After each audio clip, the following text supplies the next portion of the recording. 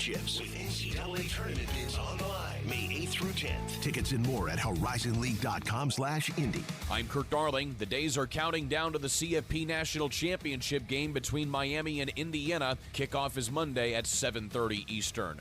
Notre Dame head football coach Marcus Freeman addressed the media on Wednesday and spoke briefly on the accusations of battery that were made against him. I know I did not intentionally touch anyone in a rude, angry, or disrespectful way. I'm glad this matter has been thoroughly reviewed and resolved. Investigators found no evidence of battery by Freeman. A wrestling coach had accused him during an incident at his son's wrestling meet. Butler lost to Xavier last night in college hoops 89-75. Purdue beat Iowa 79-72. I'm Kirk Darling for 93.5 and 107.5 The Fan.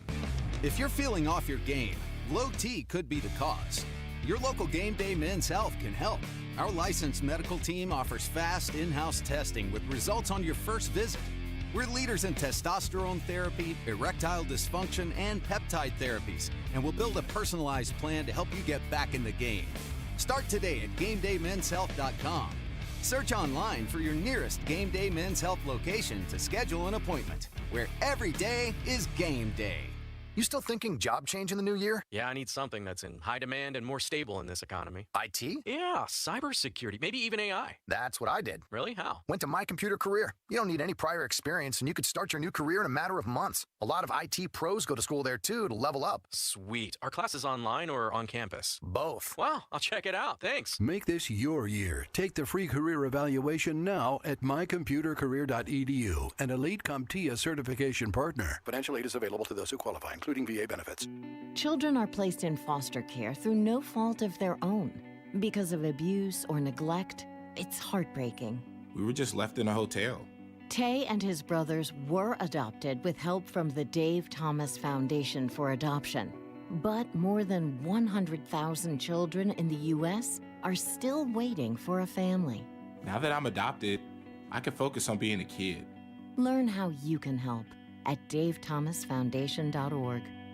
Live from the Hubler.com studios, this is 93.5 and 107.5 The Fan. WIBC HD2, W298BB, WIBC HD3, W228CX, and WFNI Indianapolis.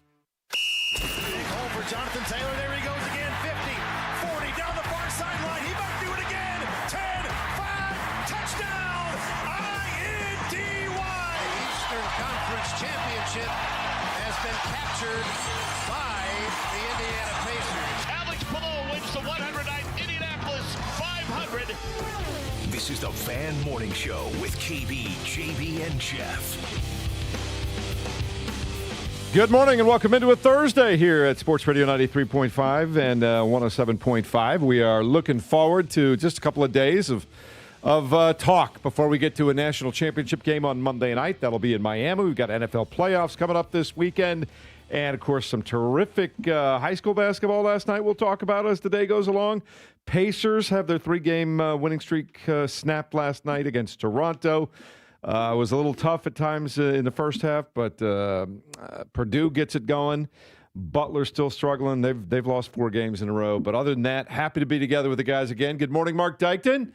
Good morning, James Boyd. Good morning, Kevin Bowen. How are things going at the Bowen household? I know that you guys were under like a foot of water and all kinds of things going on a week or two ago. Yeah, shout out to the great Michaelis Company. They helped us out majorly in getting us back in order. So, yes, we are dried up in the basement. The fans are gone. And, yes, our kids can now throw toys everywhere down there again. I like it. Now, is the basement for the kids and toys, or is there like a little man cave, Kevin Bowen man cave? No man cave whatsoever. Mostly storage and a little bit of a kid area there. So, yeah, the man cave will come, I don't know, 27 years down the road. This might be a good opportunity to redesign. Get the man cave going now. House is built in 1928, Jeff, unless you've got interior decorating background and you've got, again, some more zeros on the paycheck that I haven't seen. I don't think we'll be redesigning anything. Yeah, my interior decorating background is hang that sign or hang that picture up over there. A little higher. That's it. That's what I got. How about you, Mr. Single Man? What's going on? You got your own little man. Is the whole apartment a man cave? What's going on? Yeah, I've done nothing to my apartment. I'll probably do decorating and all that when I own where I live, but yeah, it pretty much looks like it probably did when I moved in. My mom's still mad that I don't have a coffee table. I don't drink coffee, so who cares? It is what it is. I can remember. Must have coffee drinker to have coffee table. I mean, hey, why do they That's call it a right. coffee table then, Kevin? There you go. But no, she forced me to get like an end table for my couch, and yeah, so I have that. I don't have a lamp in there. She's a little mad about that, but nevertheless, enough about us. I did have a good chance to enjoy the Purdue game last night, you guys. I thought that second half, Braden Smith was really special, and it kind of showed why he is in the conversation for National Player of the Year, why he is one of the best guards you've probably ever seen, not only in the Big Ten, but in college basketball, period. That second half, they made about 8 straight shots in a row, I believe, at one point, and he was just at the controller doing whatever, whether it was scoring, assisting, even rebounding, defending. That was a big-time performance, which they needed because for a minute there, it looked like Iowa was going to pull off an upset. He was demonstrative, too, last night. Like, He's always He was demonstrative. fired up. Dude, he man. was ready to go. He's flexing. I love some of the plays that he made and one that he was all fired up about. But another record goes by the wayside. He is now tied the Big Ten Conference all-time assist record for games played within the conference, actual conference games. Yeah, and I think a sign of his greatness and really any great player for that matter is within a game, if you have a bad stretch, bad quarter, bad half, how do you respond? And his own admission, he was very honest post-game about how bad he was in the first half last night. 0 points, multiple turnovers. He mentioned, again, as one of the shots blocked. And then the second half, James, like you said, he was the National Player of the Year type of effort from him. And that was just a great, entertaining basketball game. I mean, I tell you what, Iowa punched back a whole lot throughout that game. There was one stretch. I love Kevin Kugler, by the way, on the play-by-play. I think he had mentioned 11 or 12 straight makes by both teams. Yeah. I mean, we watch college basketball, and boys, the eyes can be bleeding at times watching some of the offensive efforts. You did not have that last night at Mackey there, especially in the second half, just another raucous environment. And I know I've said this a million times about Purdue, but I just think C.J. Cox is so vitally important to what they do, and I think he's the Andrew Nemhart of that team. And I'll continue to say it a million times. And when Iowa throws in one of the sloppier banked-in threes you'll see with 2 minutes to go in the game, and now it's back down to 3, and it's getting real, and next thing you know, who is it? It's Cox. It's the fifth guy, if you will, for Purdue out there hitting the corner 3, which I think kind of iced it from there. So, again, undefeated start for Purdue, and now they will experience, I believe, it's their first West Coast trip in this Big Ten. I think the first California trip, I should say, with USC and UCLA coming up here starting this weekend. Yeah, first half, it looked like the defense wasn't the best. There was some threes hit by Iowa, and you thought, boy, here we go. But second half, Purdue just said, this is our basketball game. It's our building. Let's go. So Bennett Sturts, the guard for Iowa, was a Division II guy, apparently. I wasn't too familiar with him. Yeah, D2 then went to Drake with Ben McCollum and then came over from Drake. Yeah, he's a player. That dude, boy, there were some shots he made last night where I was thinking, man, he's going for the jugular here. So Brady Smith's roommate at the Chris Paul camp this summer. Which, I mean, how intimate was that? And I don't mean that as a joking way. It was only 12 guys that went to that camp.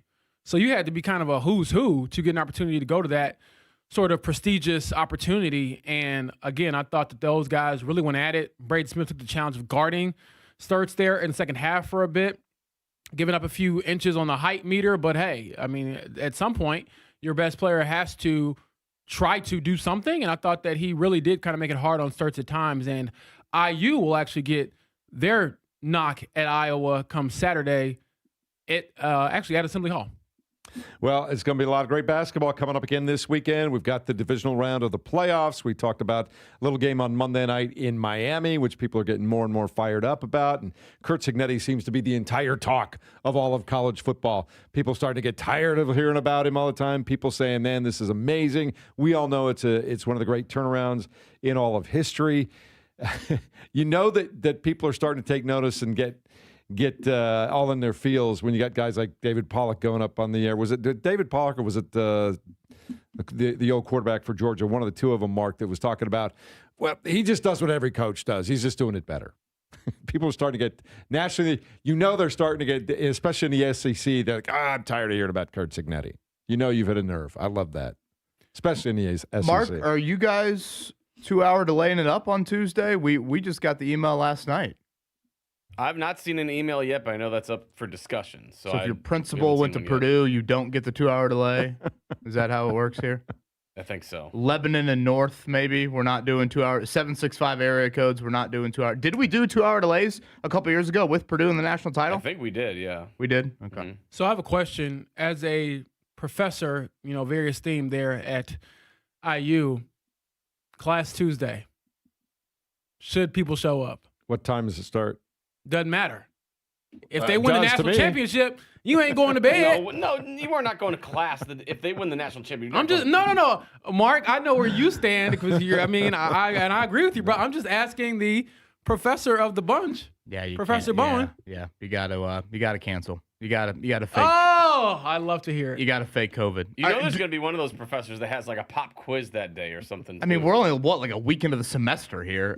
Do we do college championship parades? Is that a thing? Like if IU wins, I'm not sure. Is there a You are Kirkwood asking the wrong guy. parade? I have not. I don't remember seeing a college championship parade.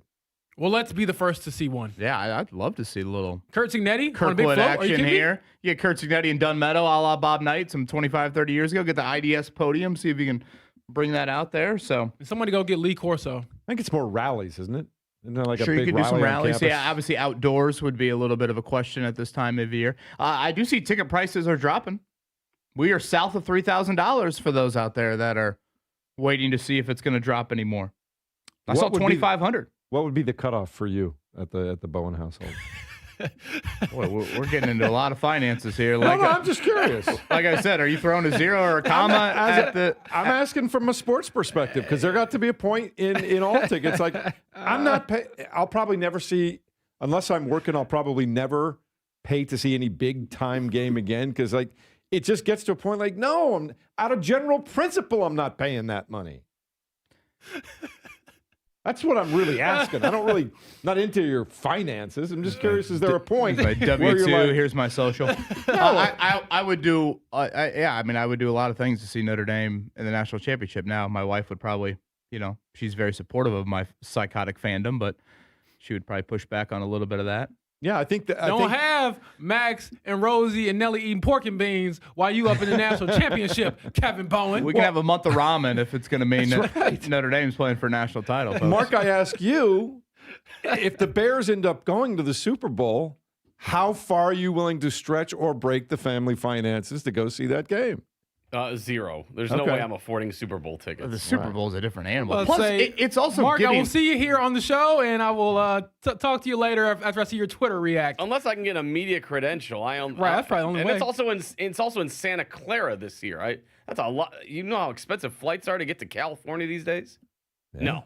I would love to go to a Bears Super Bowl. I ain't got the means for that. No, I've decided, I don't know, 10 years ago, on general principle, when tickets get to be a certain price, no.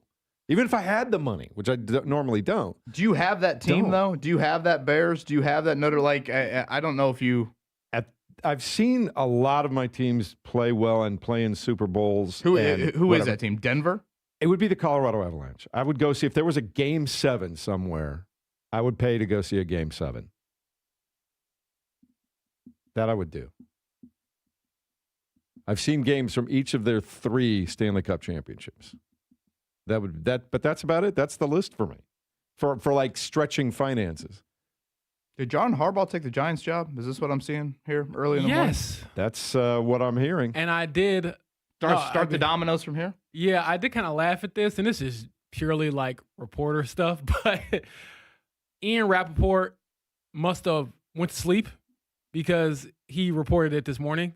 NFL Network reported it this morning after it had come out like, I don't know, 11 o'clock last night, 12 o'clock last night. And I was thinking, I know he's probably thinking, boy, I'm never going to sleep again.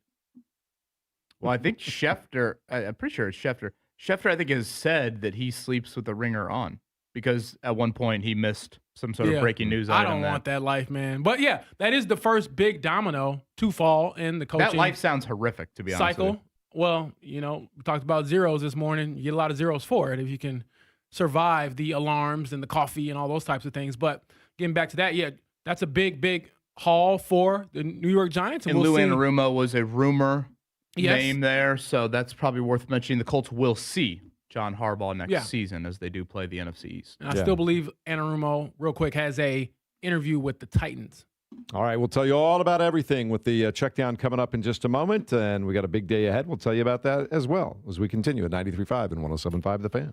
The Ride with JMV. So Indiana wins tonight 56-22. This is the most incredible story that we have ever seen. And there's no hyperbole. I know I live in a world at times of over the top and hyperbole, but this is not it. I think it's just difficult to realize when something like this occurs, when something like this happens, you never want it to go away, and you try to do your best to make sure that it never does. The Ride with JMV. Weekdays 3 to 6 on 93.5 and 107.5 The Fan. Some people just know you can save money on car insurance by checking Allstate first. So what are you waiting for? Check Allstate first for a quote today. You're in good hands with Allstate. As more club and travel sports pop up every year, they often muddy the waters on what the purpose of sports should be for student athletes at this age. But high school sports are different. It's not about becoming the best athletes, it's about becoming the best people. It's not about scholarships, it's about coaches mentoring you, camaraderie with your teammates, and the connection you build with your school community. It's not about year-round training. It's about developing resilience, responsibility, and a strong work ethic for life. It's not about what am I going to get out of this, it's about playing for something bigger than yourself, for your team, your school, and your entire community. High school sports help us grow in ways that will serve us for the rest of our lives, not just in the game. I'm IHSAA Commissioner Paul Neidig. Support what makes education-based athletics different by buying a ticket to your high school's athletic events. This is developing students as people. This is fulfilling a greater purpose. This is your IHSAA. Xfinity is the network you can rely on. Like a close friend who will give it to you straight. The friend who will tell you that new haircut, it's not great. Friends make sure friends get good haircuts. And Xfinity makes sure you get a good deal on Wi-Fi. Xfinity gives you reliable fiber-powered Wi-Fi at our best price. Now through February 1st, get gig speed Wi-Fi for just $50 a month for 5 whole years. No strings, no commitments. Just super fast, reliable gig speed Wi-Fi with our best equipment and unlimited data included. Save yourself from questionable decisions and save over Verizon and AT&T. Xfinity, imagine that. Restrictions apply. Requires paperless billing and autopay with stored bank account. Taxes and fees extra. Xfinity Internet powered by fiber and connected to premises by coaxial cable. Actual speeds vary. JMV here from my friends at Premier Weight Loss. Thank you so much. In the past year and a half, I am down nearly 80 pounds. I have never in my life felt this good. Now, for me, it's all about trying to body shape, and I continue to feel better as I do this, and you will too. And know this, if you're thinking about losing the weight, and maybe you have this as a New Year's resolution, the month of January is perfect for you because Premier Weight Loss, they're offering new patients a free first month of membership in January. In fact, medication prices have dropped. PWL's most common GLP-1 prescription now costs just $275 per month, with other medication options as low as $200 per month. So if you have a New Year's resolution to lose the weight, no matter the reason, do it right now and get started for the month of January absolutely free. That's PWLND.com. Tell them JMV sent you. PWLND.com. Again, that's PWLND.com today. Rich Eisen here. LinkedIn Jobs is stepping things up with their new AI assistant so you can feel confident you're finding top talent. Get this. Employees hired through LinkedIn are 30% more likely to stick around for at least a year compared to those hired through the leading competitor. Hire right the first time. Post your job for free at linkedin.com/Eisen, then promote it to use LinkedIn Jobs' new AI assistant, making it easier and faster to find top candidates. That's linkedin.com/Eisen to post your job for free. Terms and conditions apply. It's a new year. Ready for a fresh start or career reboot? At My Computer Career, prep for a more recession-resistant future in the high-demand fields of IT, cybersecurity, in months, not years, including AI. Whether you're starting out or switching careers, no prior training is needed. Attend school online from home or on campus. Go to mycomputercareer.edu to take the free career evaluation today. mycomputercareer.edu, an elite CompTIA certification partner. Financial aid is available to those who qualify, including VA benefits. My name is Whitney Allen. I am a widow. My husband Ryan died. We never thought in a million years we'd have to use life insurance. The unexpected happened. With Ethos, it is so fast and easy. It's 100% online. You can get a quote in seconds, apply in minutes, and get same-day coverage, no medical exams, and you can get up to $3 million worth of coverage through Ethos. Get your free quote at ethos.com/game. That's ETHOS.com/game. Time spent on application may vary. Online health questions required. Hey team, Wendy here. If you're looking to consolidate your high interest credit card debt with a personal loan, take a look at SoFi's stats. A SoFi personal loan comes with low fixed rates, no fees required, and as soon as same day funding. That looks good on paper, but SoFi also passes the eye test. Having helped its members pay off over $33 billion in debt to date, score. View your rate for a SoFi personal loan at SoFi.com/stats today. Loans originated by SoFi Bank, NA member FDIC. Terms and conditions apply at SoFi.com/stats. NMLS 696891. The Morning Checkdown, brought to you by the Barbasol Horizon League Basketball Championships. March starts here. The Barbasol Horizon League Basketball Championships with NCAA tournament bids on the line, May 8th through 10th. Tickets and more at horizonleague.com/Indy. Good morning. It's what's happening in the world of sports. Along with James Boyd, Kevin Bone, I'm Jeff Rickard. It is the Pacers we'll start with this morning. They lose to the Toronto Raptors at the Fieldhouse last night. They trailed by 27 points in the first half, somehow closed it to within 4 late, and then lost 115-101 as once again Brandon Ingram got hot right down the very end of the basketball game. But what a weird game, just with weird flow in it last night, James. Yeah, really just a horrible start to the game. Getting outscored 39-18 in the first quarter. You dig yourself that kind of hole. Like you said, Jeff, you can try to fight your way out of it, but that's usually too much to overcome. A 21-point deficit after the first quarter, that's tough. Snaps a 3-game Pacers winning streak. Pascal Siakam once again, just a stud, 26 points. And I guess we'll find out later on today whether or not he's going to be an all-star. I think the voting closed at midnight last night, if I'm not mistaken. So we'll keep an eye on that. Brandon Ingram led all scorers last night with 30 points. Johnny Furphy, 10 points, 10 rebounds. They'll host New Orleans. The Pacers will Friday night. They are now 9-32 overall. Meanwhile, college basketball. Talked about it a moment ago. Purdue outlasts Iowa 79-72. Fifth-ranked Boilermakers got 16 second-half points, all of his points in the second half from Braden Smith as he brought the team alive. Trey Kaufman-Wren pumped in 12 points as well. Smith ties the Big Ten record for assists in conference play.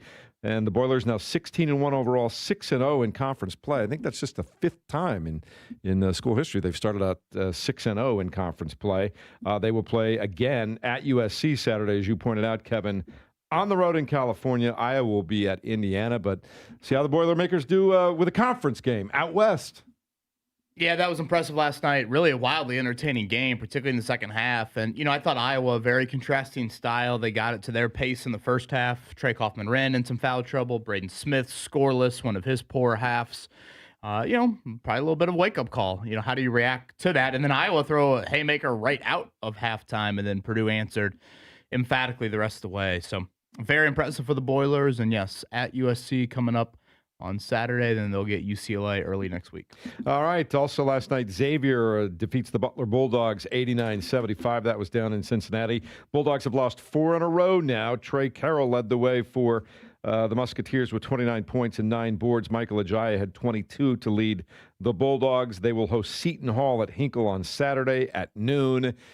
Same old, same old. They get beat in transition. They just can't seem to find a way to stay with it. They always have one, in this losing streak, seem to have one less big run in them than the other teams. And there's about a 5 or 6 minute period of a game where it looks like it just gets away from them, Kevin. Yeah, they're leaking major oil. I mean, there's no two ways around it. 4 straight losses. You look at the point totals, all north of 80 in these losses. The Big East doesn't have readily available, quad one opportunities night in and night out. So that is adding to some of it for Butler too. So they're going to have to turn it around if the NCAA tournament is going to be, any sort of a thing for them. So yeah, really, really reeling right now. All right. The coaching carousel continues to spin in the National Football League. The latest is that the Giants are finalizing a deal to hire John Harbaugh. A lot of people have linked him to the Giants all along, but now the official verbiage is they're finalizing a deal with the Giants. Yeah, I believe it might have been Adam Schefter. Actually, I think it was Ian Rappaport said it was a 5-year deal, which is pretty standard for a coach, and he's going to be paired with Jackson Dart, Malik Neighbors, and Cam Scatteraboo. So not a bad foundation if you are joining that franchise, and we'll see what that means for the Giants in 2026. All right. Also, college football. Dante Moore, the quarterback at Oregon, says, you know what? I got no time for the NFL right now. I'm going to stay right at Oregon. Doesn't this come just after another headlining quarterback, Dylan Raiola, had transferred to Oregon like 2 days ago? Yeah, I think there are some questions health-wise for him, and that was, I remember, it was kind of a nasty injury. He was at Nebraska last year, but I think it makes a lot of sense. Dante Moore's only 20 years old, and maybe it's a little bit of the, hey, that means the New York Jets would have drafted me had I entered the draft. I'll be curious if that is at play there. But obviously big implications for next year. I don't think Oregon plays Indiana or Purdue, but still, from a Big Ten standpoint, it matters. And this is a little bit down the road, but by all accounts, this is a very weak quarterback class outside of Fernando Mendoza. I'm curious if that is in any way, shape, or form positively going to impact the Colts trying to move Anthony Richardson. Might. Sometimes you see teams look at the draft class and say, yeah, I don't need to absorb your $10.8 million cap hit for a guy that, certainly has some questions. But if the quarterback class looks like what it is, you're telling me Ty Simpson could be the second quarterback taken or third quarterback taken. So I don't know. Probably not necessarily a conversation to have today, but maybe down the road.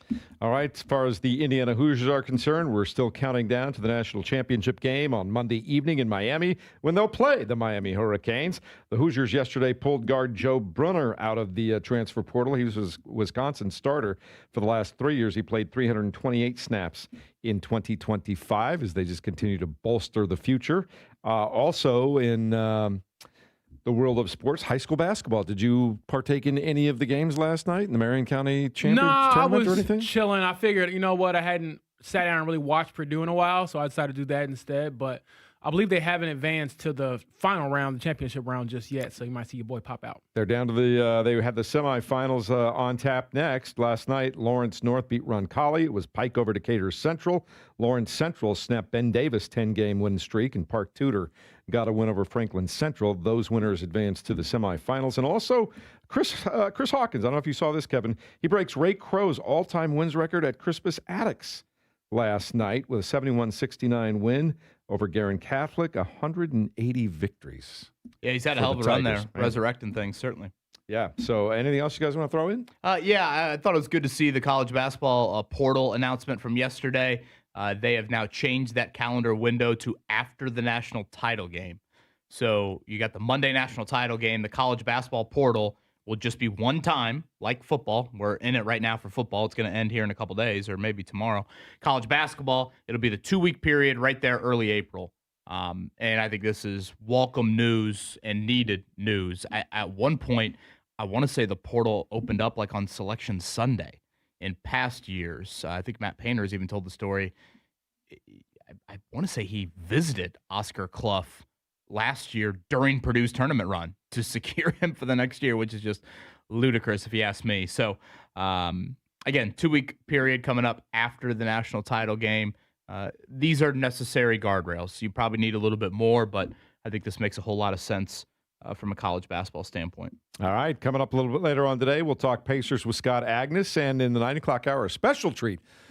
Peyton Ramsey, quarterback, 5-6 years ago for the Indiana Hoosiers? Going to stop by and talk to us about his thoughts on Indiana going to the national championship game coming up on Monday night. So, big day ahead. It's a Thursday here at 93.5 and 107.5 The Fan. Butler heads east to face the Pirates of Seton Hall. Saturday at 11:30 on 93.5 and 107.5 The Fan. Hey everyone, it's Jake from Payless Liquors. Charlie said sell it, so stop by one of our 26 family-owned locations and stock up with these great deals. Johnny Walker Squid Game Fists for $29.99, Crown Royal Fists for $24.99, Hennessy Pints for $19.99, and Smirnoff Red Half Gallons for $16.99. Get McUltra 12-packs for $16.49, Cuervo Authentic Half Gallons for $10.99, 32-ounce Modelo or Corona for $4.49, and Jim Beam Cola or Ginger 4-packs for just $2.99. Why pay more when you can pay less here at Payless Liquors? Lose weight or stop smoking with hypnosis, guaranteed or your money back. No matter how many times you've failed in the past, this hypnosis is guaranteed to work. After this hypnosis, I want to eat good food. Since August, I can honestly say I have not had one potato chip. It was life-changing for me. And I don't think about desserts like I used to. Bridget, how much have you lost now? I've lost a total of 83 pounds. Holy cow. It's easy, it's fun, very relaxing, and very successful.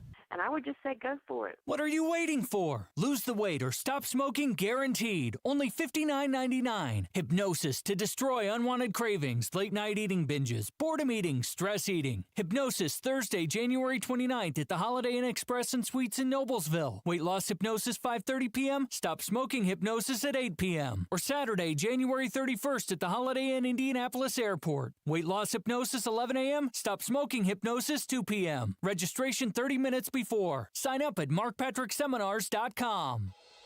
Hey, this is Spencer Thompson at Thompson Furniture and Mattress in Columbus. 2026 marks our 99th year in business, and we are going to make it the best year yet, and we're starting out with a bang. Now through Monday, we guarantee you the lowest price on every sectional, recliner, mattress, sofas, and more, including Lazy Boy and Tempur-Pedic, plus free delivery, interest-free financing, and cash discounts.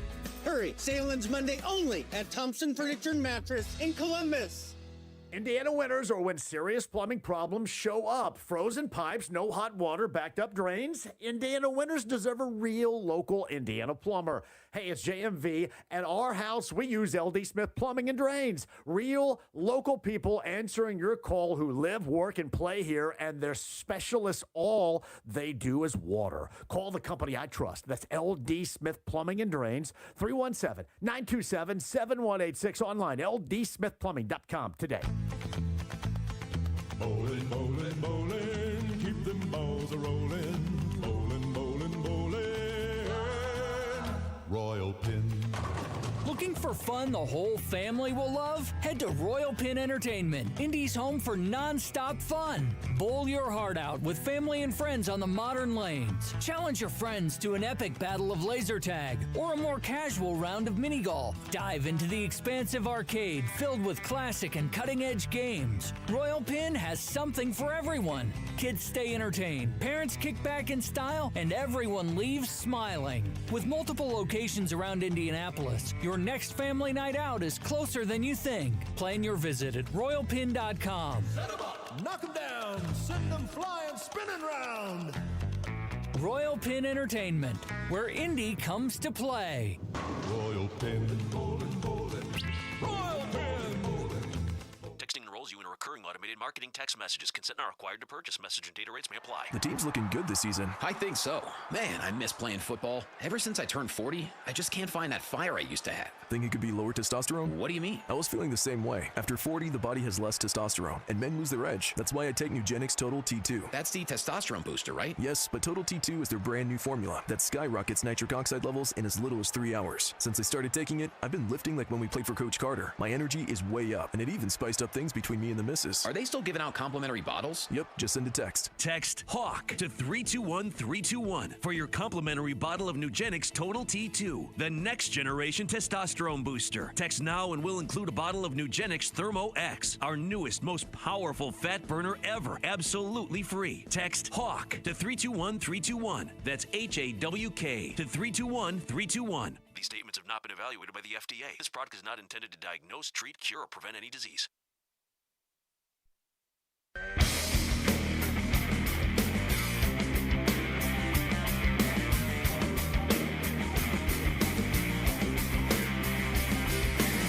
You're listening to the Fan Morning Show on Sports Radio 93.5 and 107.5 The Fan.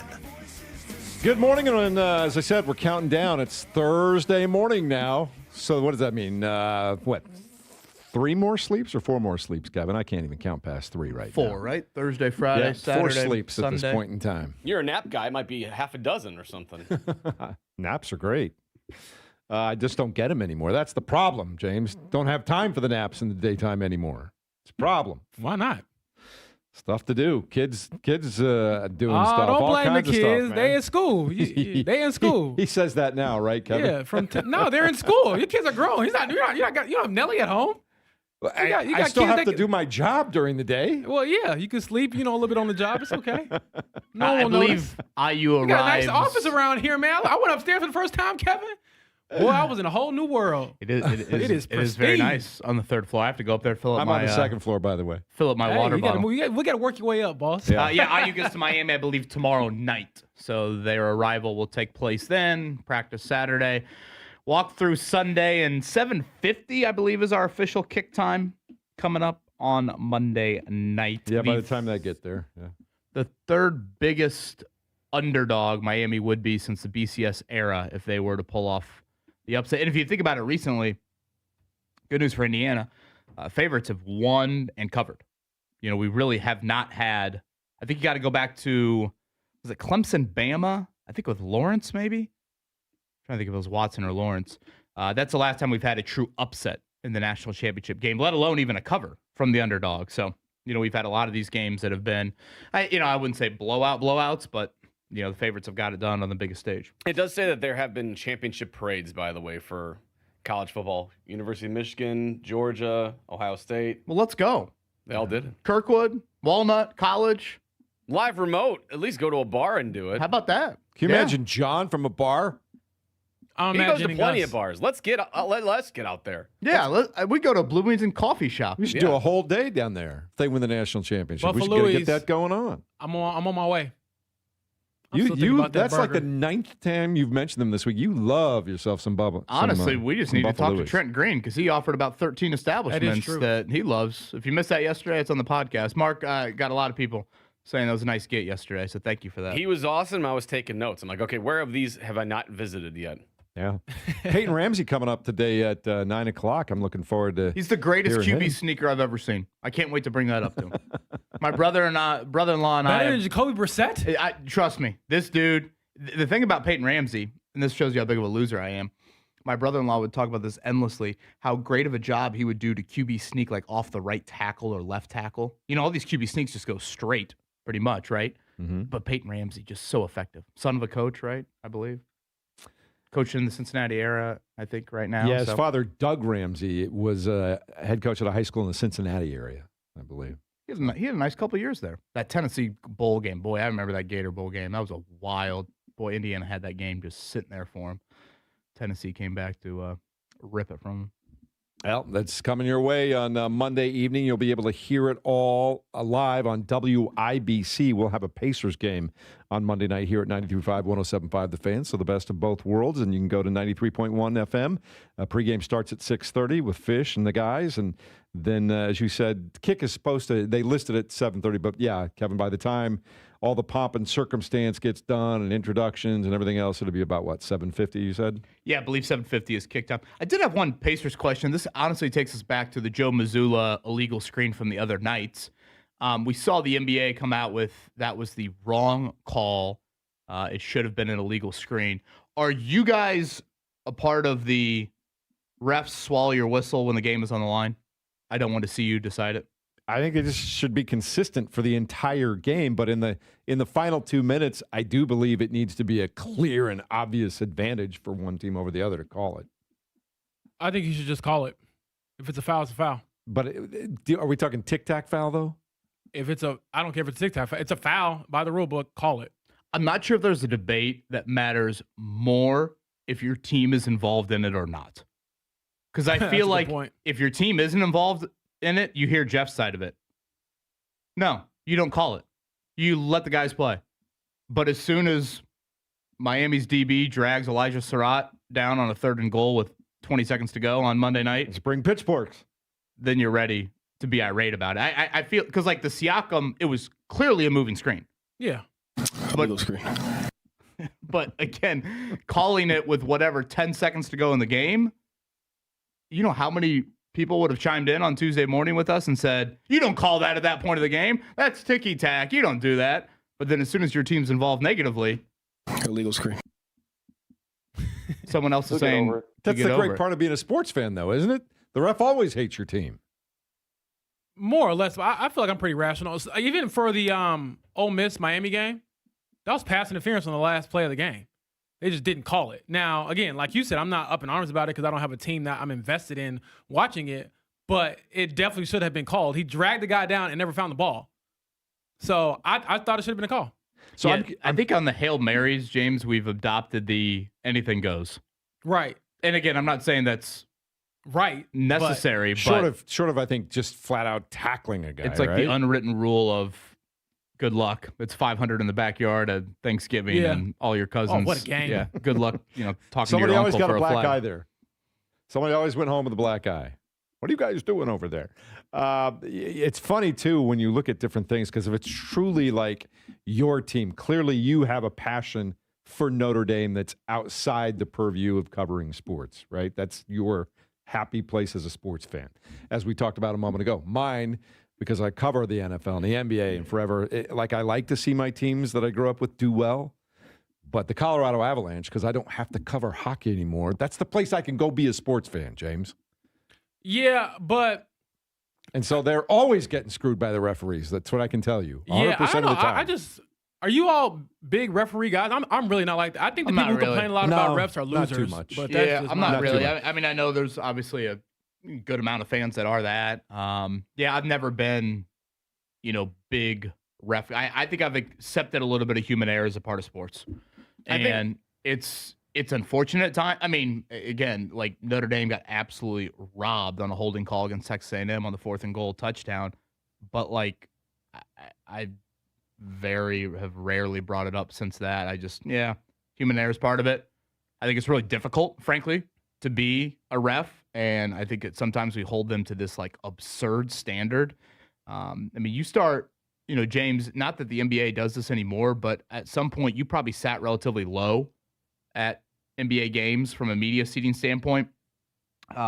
It's pretty wild when you sit close and the speed of the game and having to properly officiate that.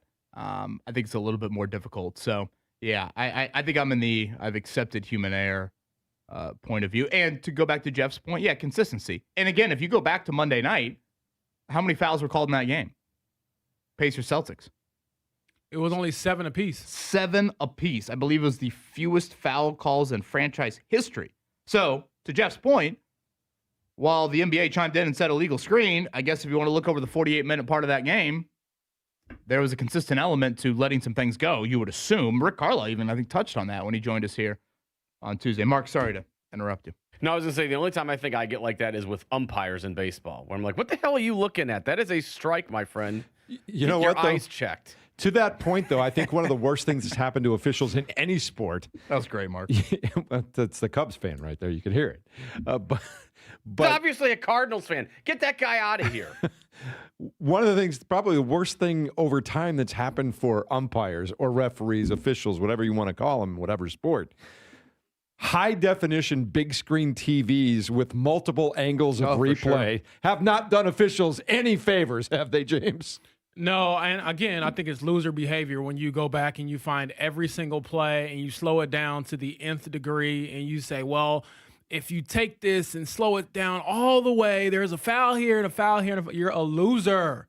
Win the freaking game. And again, it usually evens out. If you're a sports fan long enough, it evens out. How do you feel about we have the rules officials on the NFL broadcasts, and it feels like about 20% of the time, what we see and what we're explained to on television, and we're looking at the replays, and I'm guessing we're looking at the same replay that the actual officials of the game are looking at, and yet they come back and they make a call that seems clearly not correct.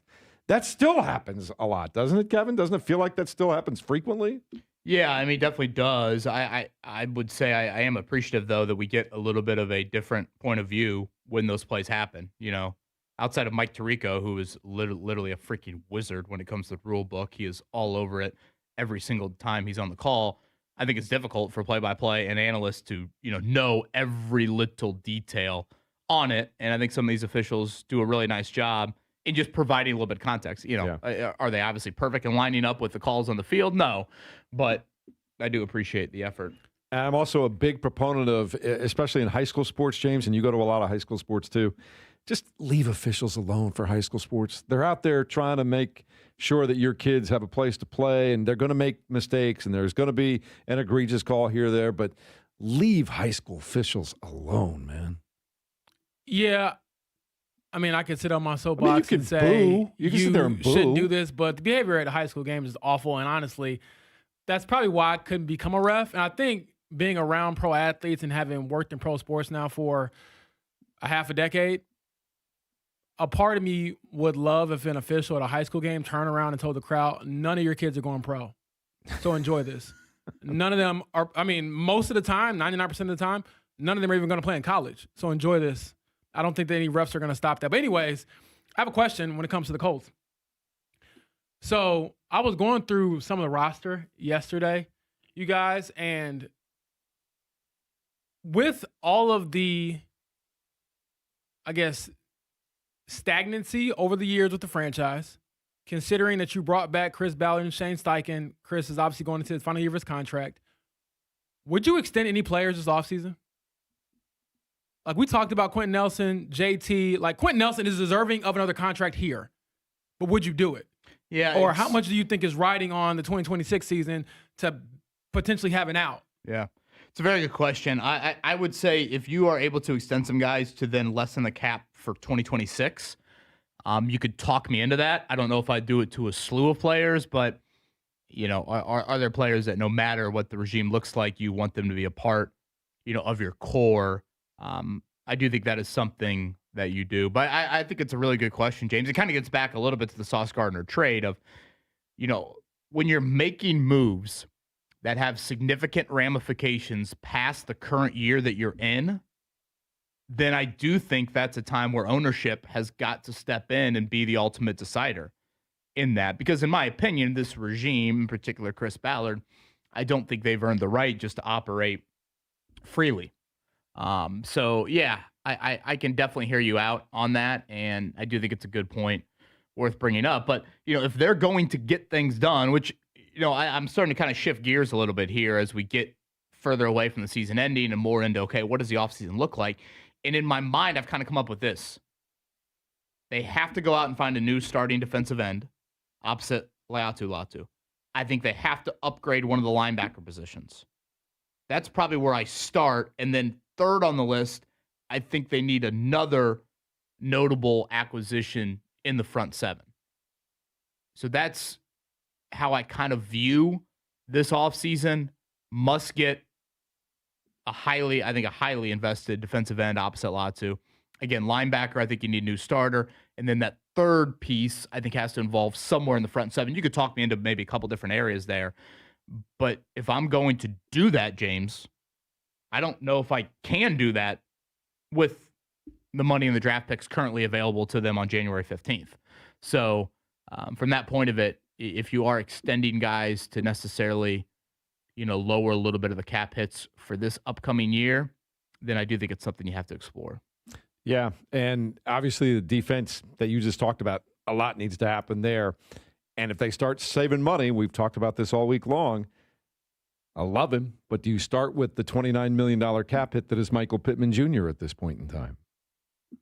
Well, as we've talked about, he can't come back on that contract anyway. So that's a no-brainer. I think for me, you're looking at the rest of the roster. That is an easy box to check. Either you're going to come back on a restructured deal or you're probably playing elsewhere.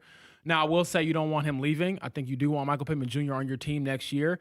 And our perception of him will be a lot different if he's making, I don't know, 14, 15 million versus making 29. So that is a big part of it. But also, like I said, I'm very curious about the whole extension thing. In what way specifically? Any players in particular? Or are you saying who's signing off on that Ballard or like Carly? Well, I do think you have to let your general manager, but when it comes to giving out money, the owner gets the final say, I would think, on all of that stuff. So this isn't like we're picking up a guy on a one-year deal, who cares? So I would say Carly gets the final say, which makes sense. But, yeah, are you extending Quentin Nelson? Are you extending JT? Are you trying to extend anybody else? I think those are probably the two that come to mind. I have to think of some other ones. I know there's probably some outs in people's contracts as well. DeForest Buckner, I was actually looking at it, Kevin. I had it wrong. His out isn't until 2027. if they were to cut him next year, considering the neck injury and all that, they would still have to pay about $20 million in dead cap money. I don't want to get too nerdy here on the airways, but basically saying he would still get the majority of his money. The one that they could move on from is Grover Stewart. But I don't know if you do that because he's still playing at a high level. And again, you're trying to win now. You know, I'd probably push back on letting your general manager general manage. I to a degree, sure. But I don't think Chris Ballard's earned the right to just do whatever he wants. But I was saying it in the sense of this is the approach that she seems to have taken or has at least publicly talked about. Well, then I would disagree with, obviously, her then in that aspect of it. And this gets back to the debate I think we've had a little bit with this Sauce Gardner trade is I don't know if, again, all the tentacles of the trade were fully examined. You weren't just trading for a 25-year-old all-pro corner at a premium position with a reasonable contract. Obviously, there's a lot of attractiveness in Sauce Gardner, albeit the sample size was really small this year. I think when he was on the field, you saw what he can bring. But by doing that trade, you said Daniel Jones is a side-of-the-building guy past this season. You said Chris Ballard and Shane Steichen were coming back. So I think there were just some longer-term ramifications that some teams can do those trades. Some teams have earned the right to do those trades. I don't think the Colts were in the boat to necessarily be a team that could do it because now you've made commitments to a quarterback and a regime that I don't necessarily think they have earned the right for those commitments to necessarily be there for them. And to that conversation, how much of the money that they do have available is going to go towards re-signing Daniel Jones, and what does that contract look like? Well, huge. And we talked about this a little bit yesterday. And, you know, James, I think I brought up to you the Minnesota GM. He was word salad like none other in answering the question on if J.J. McCarthy was going to be their starter next season. And I'm a little bit under the impression that, like, Alec Pierce, the most likely option for him is maybe the franchise tag. So if that's the case, that means Daniel Jones, of course, can't be a franchise tag. And then now you get into the, okay, is there any competing market for Daniel Jones? I mean, both sides, particularly the Colts, both sides have been very public in their affinity for each other. You don't typically see that to this degree when it comes to free agents. Talking to Daniel on locker cleanout day, he was more diplomatic about it than the Colts were. Right. But he has even said, I liked it here, blah, blah, blah. Would like to be back, all that stuff. And, I think Daniel Jones, he clearly, I think from a market standpoint, this is probably a little bit more his speed than the Big Apple. So if he does hit the open market, is there any team out there, is Minnesota one of them, that gets super competitive? I think it's a really interesting element to this offseason. I tend to think he will be back. Like, I don't think you're as public as you are if you don't really believe that. But still, if it gets to that point, boy, I have no idea where the Colts would then turn for their quarterback for next season. And there's not many teams, I think, that would truly be in that. I say Minnesota because Kevin O'Connell was with him for a couple months, last year. So there is a little bit of that history there. I don't know, how many other teams would actually fall into that boat. But, again, we talk about this quarterback class, and, it's, by all accounts, one of the weaker draft classes outside of Mr. Mendoza. So, is that something that maybe we should talk about a little bit more? Because, James, I know it really stood out to you, but, Chris Ballard did use the phrase long-term in regards to Daniel Jones. Which I think is delusional. But, hey, I guess you got to give that vote of confidence publicly. It's the Fan Morning Show with James Boyd, Kevin Bowen. I'm Jeff Rickard, and Mark Dykton over there. Just you talk about countdown. What's the countdown to the Bears game? Do you have the minute, second, tenth of a second going on over there? Not yet, because that's math I can't do. I do know it's on Sunday night, though, so I'm prepared. I'm preparing myself. I might stand outside and watch the game just so I can feel like I'm in the elements like everybody else. Ashley, open the window. I can't see as much. You going to paint your chest? Might have to. Girls, you always want to draw on me? Here, have at it. Do we have an estimated temp at kickoff? Last I heard it was 8 degrees, feeling like under zero, and they said snow, potentially. And I started getting flashbacks of the 86 NFC Championship highlights that I've seen of the Rams in Soldier Field, and it starts snowing. I And thought that you were crowd about to goes say nuts. from watching the 86 game, I'm like, were you even out of the womb? I was out of the womb barely, but no, I have seen that game. I have all the 85 season on a DVD that was ripped off of, I think my uncle gave it to me. How many times you watched that Super Bowl against the Patriots? Probably 5 times. Yeah. For what it's worth, not too bad here this weekend. Supposed to be 54 here on Saturday, 39 but snow on Sunday, and then 45 on Monday. So we're not going to get that. I don't know if you're going to be able to go outside and replicate what's going to be going on up there. I'll buy some ice. I'll get it done.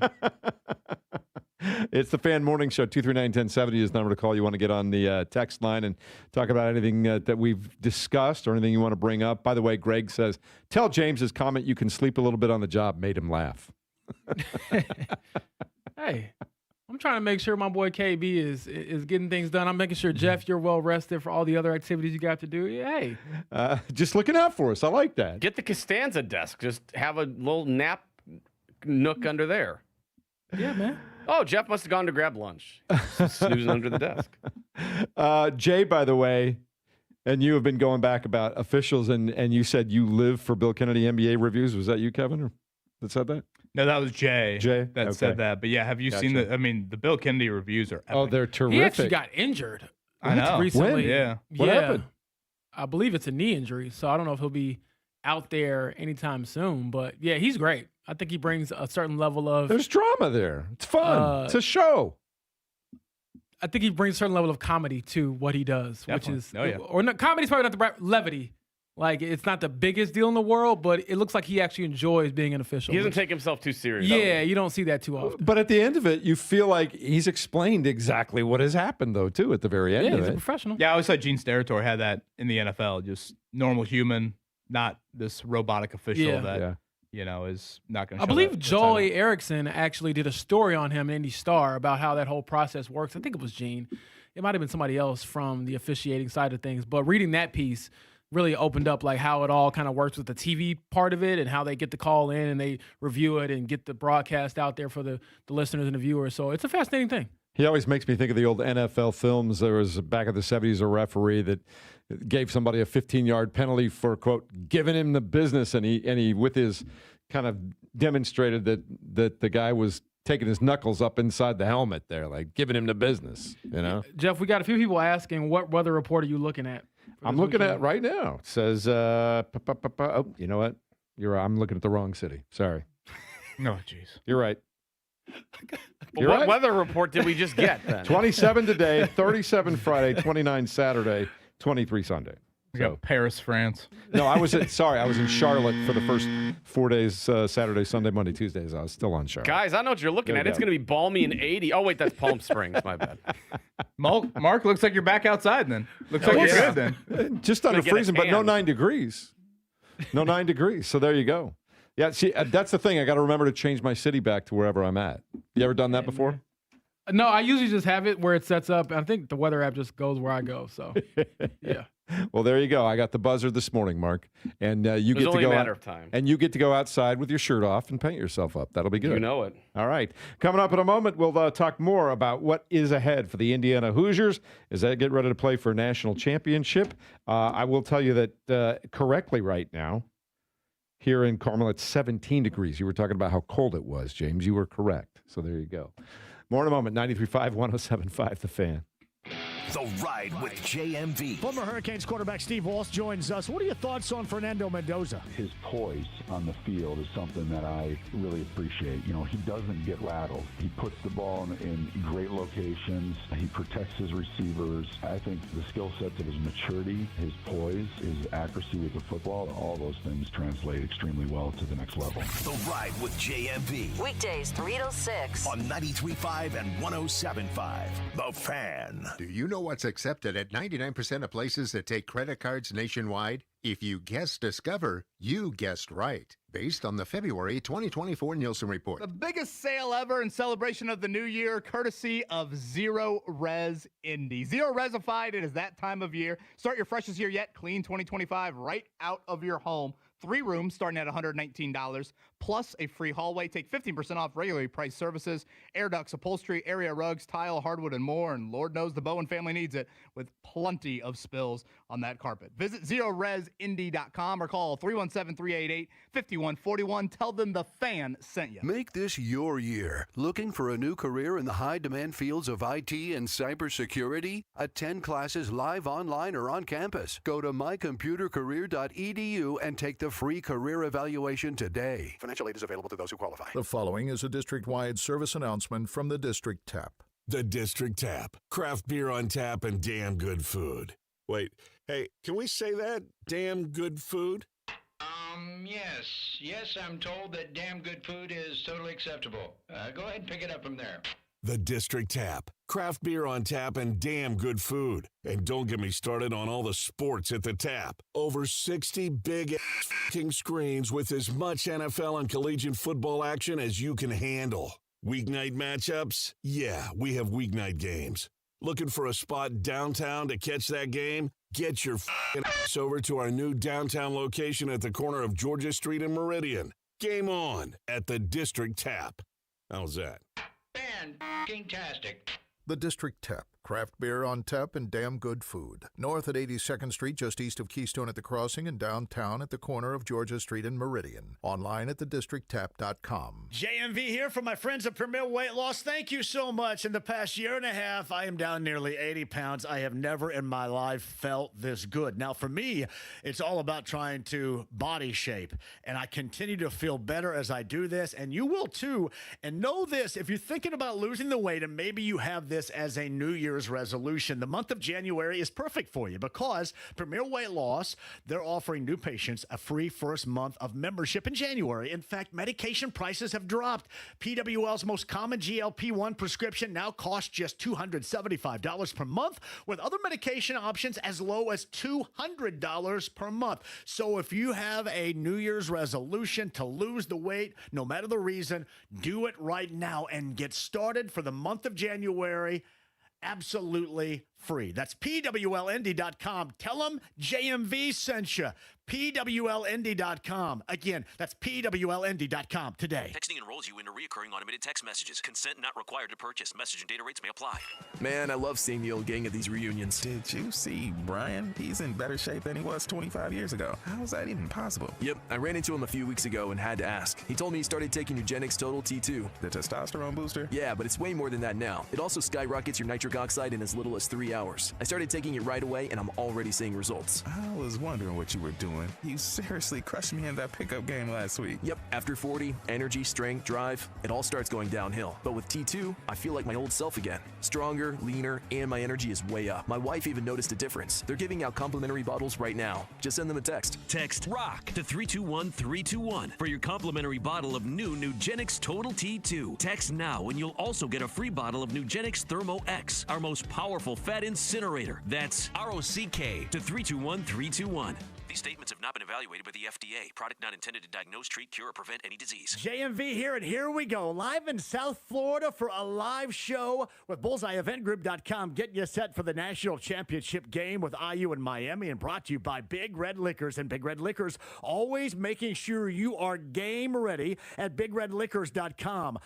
IU, Miami, and we're live in South Florida with Bullseye. Brought to you by Big Red Liquors, 100-plus locations, and getting you big game ready right now. BigRedLiquors.com. Live from the Hubler.com studios, you're listening to 93.5 and 107.5 The Fan, WIBC HD2, WIBC HD3, and WFNI Indianapolis. Thursday Inquiring Company will get the Miami side of things. Former Kane Clinton Portis joins us. So too Taylor Tannenbaum, and recapping Pacers Raptors. Fun begins at noon till 3 on The Fan. I can feel your energy from 2 planets away. I got my drink, I got my music, I would share it, but today I'm feeling straight, don't kill my vibe. Straight, don't kill my vibe. You're listening to The Fan Morning Show on Sports Radio 93.5 and 107.5 The Fan. So, Mark Dykton, when you are all set for the Bears game this weekend, are you going to do the cluster truck thing? Are you guys going to make your own pot of chili? How's it work when you have a big game at the Dykton household? Well, cluster truck I have to come pick up because they don't deliver out to Brownsburg, unfortunately. Okay. But I might have to do that anyway, just because it's a great deal. But Yeah, probably that, or get the chips and queso going, all kinds of stuff, some snack food, some beers are ready. If the Bears pull it off again, I might bust open the 16-year-old scotch that I got for my birthday. I busted that out for the Packers game. I'm like, I was wondering when I should open this. It's a perfect night. So we'll see. The drinks will be flowing. The kids will have fun. I'm sure they'll ask what color are the Bears uniforms, and then we'll go from there. They're still learning. Why don't we like the green team? Don't get me started. I don't want to swear in front of you. Yeah, they might be sleeping outside then. Yeah. Yeah. So at least you got a big game coming up this weekend, and the Colts once again will be on the outside looking in. We've been talking about how they want to rebuild and retool this past offseason. We'll continue to do that over the next several weeks, but over the next few days, we're going to be talking about this game in Miami on Monday night, and you start looking at both of these teams. Miami is playing so well right now. They've done a great job with their front seven on defense. Indiana's done a terrific job of taking care of Fernando Mendoza and running the football pretty much how they want and when they want so far.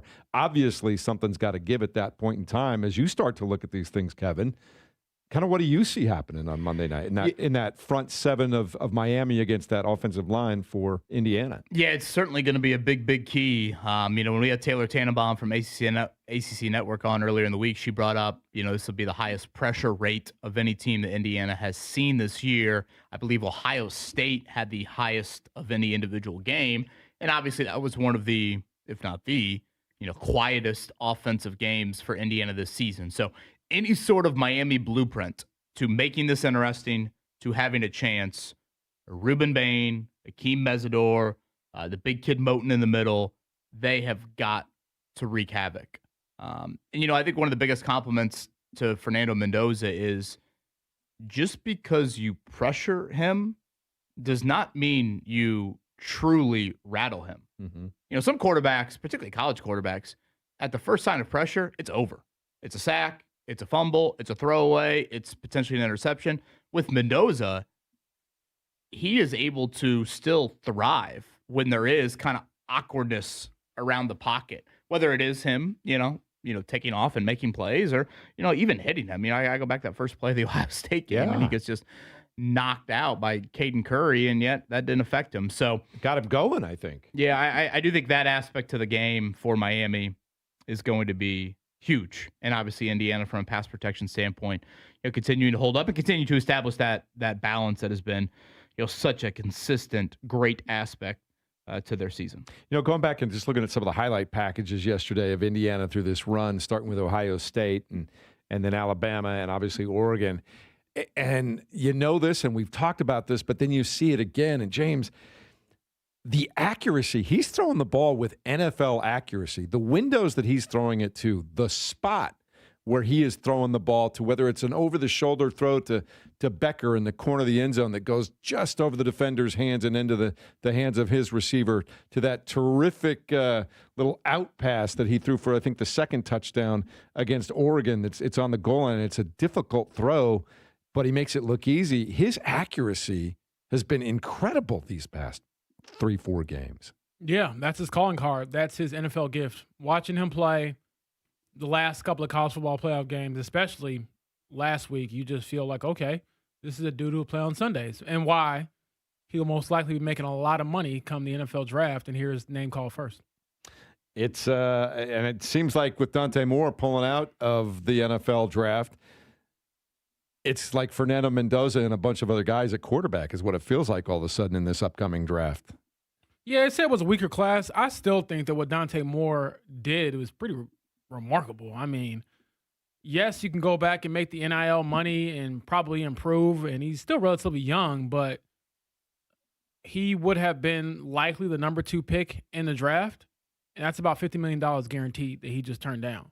So, boy, that is a big decision, and I hope it works out well for him. But for our purposes, this will be the last game of Fernando Mendoza's college career, and he's hoping to end it, obviously, in pretty big fashion. And I wonder, too, when it comes to this Miami defense, they've only given up, their season high points they've given up is 27, which was their last game against Ole Miss. So I wonder if IU can crack that 30-point threshold against this team. I think they can win the game, period, but how potent can this offense be against the defense that's been pretty good on the other side? 239-1070, number to call, or text us on the fan text line. John points out Fernando's accuracy is incredible, but the wide receivers continue to make catches, and they aren't dropping balls. And that's also the other part of this.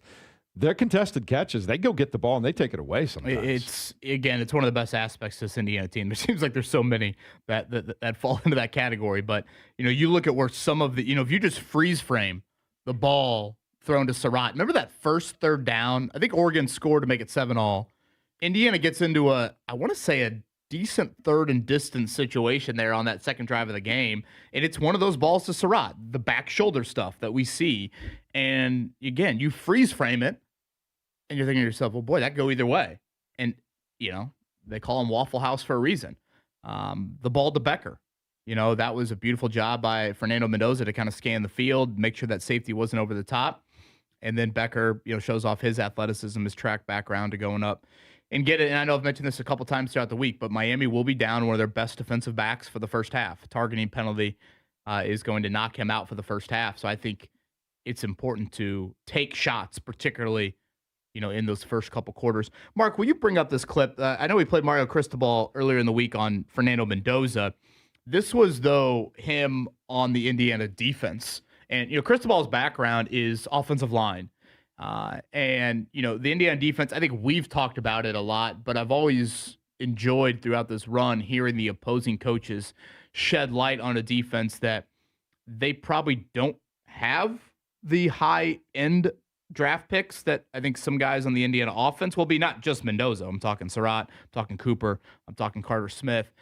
Defensively, I don't know if there's that many guys there, but schematically, they do some relatively advanced stuff. This is Mario Cristobal on the IU defense. They're the best overall team and best defense we have faced. I know that their rankings and anything statistically important are between 1 and 5.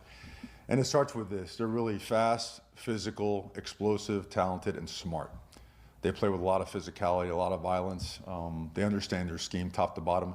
They make it very challenging, and I'll tell you why. They're multiple up front, and they're multiple on the back end. And so the way that they understand what you're doing so well, they set up and line up in a manner where they challenge your IDs. They've done a great job confusing opponent offensive lines with how they line up and how they bluff and disguise what they're doing, not only in the front seven, but on the back end. That's a challenge with them. And you got to understand, these guys, they played a lot of games together. A lot of these guys came over from JMU. They went deep into the playoffs, right, a year ago. They've been in this system and have played a lot of ball together. And therefore, that's why you see the instantaneous reactions, right? The physicality and the way that the closing speed that they have on a down after down basis. And on top of all that, and I think it's really worth pointing out from a technique and fundamental standpoint, that's what really stands out to me. Because they play with their feet in the ground, with great pad level, and with elite use of their hands. They understand how to leverage the ball and what to do when they get there. And they, from a turnover margin standpoint, they're number one in the country, and they play great complementary football. You witnessed some of it, in their last game, but if you look throughout the course of the season, from the first series at Iowa to this last weekend with the pick six and the forced fumble and whatnot, they do a great job playing complementary football. Sounds like a man's been watching a lot of Indiana tape, as is his job, but what a suck up. It's true. When we were looking at this at the beginning of the week, every huge category defensively, they're sitting there between 1 and 5. Well, and what I appreciate about that is I think it's a little bit more than just generic coach speak. He could have stopped after the 1 through 5 categories, but he went specific in, to kind of parse his words out a little bit. The Indiana defense from a collegiate level plays at a graduate level. Like, they are advanced in what they do schematically. And yeah, I think the veteran nature to so many of those guys at every level of the defense helps in, great detail. So, I thought that was deserved high praise. And I thought just an interesting point of view in going a little bit deeper into why Indiana is so successful defensively. Yeah, you typically don't hear that kind of candor from coaches, especially ahead of the biggest game of their life to that point. So I enjoyed hearing that, but it seems like Mario Cristobal has a healthy level of respect for them. Not that any other coach wouldn't, but he's confident in his group enough to still give praise to the other side while believing his team can get it done too. So I think this will be an interesting matchup. I will say this, when we were talking about earlier, Kevin, about the spreads and how recently teams cover in the championship. Do you buy into that at all? Or do you look at it like, oh, this is a whole different game? Or I don't know. Sometimes I feel like I get too caught up myself in trends, especially when like these two teams weren't involved in those trends. Right. Yeah. I don't know. I probably don't believe it as much as just other. Like, am I less nervous because statistical other teams have anomalies. covered? Yeah. I'm like, I don't know. Maybe like, sometimes you get into these game settings and it's like, hey, does it, is it too big for one team or the other? Yeah. Is it too much pressure to be the favorite? I guess you could look at it from that side of it. I think Miami is kind of a unique opponent for Indiana in that the Miami football team in 2025 is crazy. Now, I'm talking, girlfriend crazy back in the day. That girlfriend, that can be a lot of good things, and boy, it can be a lot of bad things. Like, Miami's crazy enough to make this a game. They're also crazy enough to lose to SMU and Louisville. So, and have 10 penalties and almost lose to Ole Miss when they dominated that game. So, again, they are a unique team as a 10 seed that I think throughout the year you kind of said, wait a minute, they got way too much talent to be not even, they weren't even in the ACC championship game. It's like, wait, what? The ACC championship? I mean, the ACC was horrible this year, and Miami didn't even make their conference title. But then you look at their season, they won. I mean, just look at their playoff run. They went at Texas A&M with one loss. They beat Ohio State and really control a lot of that game. If you want to go to the opener, they beat, a quality Notre Dame team to start off their season. And they still were able to put up enough points, obviously, to beat Ole Miss there in the semifinal game. So I think there's a lot of volatility to the Miami team, which again is a good and a bad thing at the same time. And their greatest weakness is probably Indiana's greatest strength, and that's discipline. So, can Indiana continue to put them in, points of conflict, as Mario Cristobal brought up? And what Miami team shows up? The team that had 0 penalties against Ohio State or the team that had 10 against Ole Miss? Speaking of Ole Miss, though, that is the only team that has scored 20 or more points against Miami since November the 1st when they gave up 26 in an overtime loss to SMU. That defense has been on point. They are not allowing you to score very many points, and the offense has been more than adequate. I mean, since that time, they've put up 38, 41, 34, 38. They had the 10-3 win against Texas A&M, but then they put up 24 against Ohio State and 31 against Ole Miss. This is a more than a formidable opponent, Kevin. There's a reason they're in the college football championship game. I think one of the greatest, parts of this Indiana team is that interception on opening drive stat. They have 5 picks on opening drives this season. It's insane. Like, they don't let you settle into the game.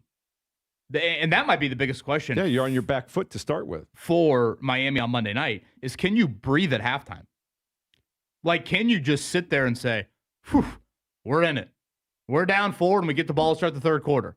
Because the last 2 opponents have been like, can we get out of here earlier? Yeah, I mean, it's felt like, unfortunately, some of the games I used to cover as a high school reporter up in the region, you get to tournament time and it's like, all right, start that running clock. Seriously. These teams out of their depth a little bit, right. especially with the random seeding we still do here in Indiana. I will not go down that path. But one other thing I was looking at when it comes to the game, and I'm sure we'll talk about it more as it gets closer, but Carson Beck, which version of him do you get?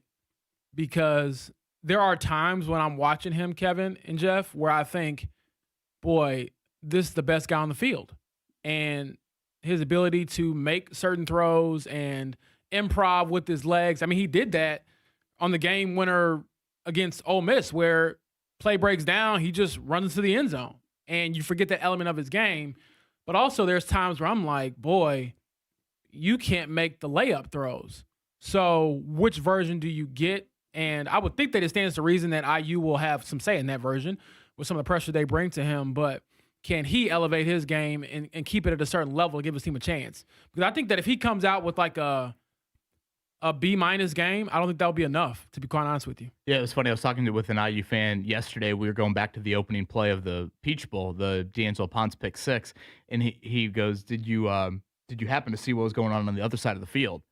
And I think ESPN maybe showed one overhead shot of it. They didn't show many of it, but there was a clear bust on the other part of the field, and Oregon had a dude wide open. And it's just that, can a team, and that's been one thing Kurt Cignetti has brought up a couple times this season. We have had some coverage busts. He actually brought up the Illinois game. Like, there were a couple of busts where Illinois' offensive line just couldn't hold up.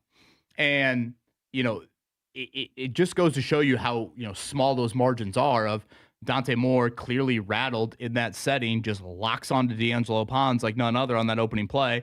Pons obviously makes a great read on it, great anticipation, and boom, you could have said game over really as soon as he caught that ball. Yeah. One other thing I wanted to point out before we move along, though, too, is to be fair to Indiana's defense. You just talk about points allowed.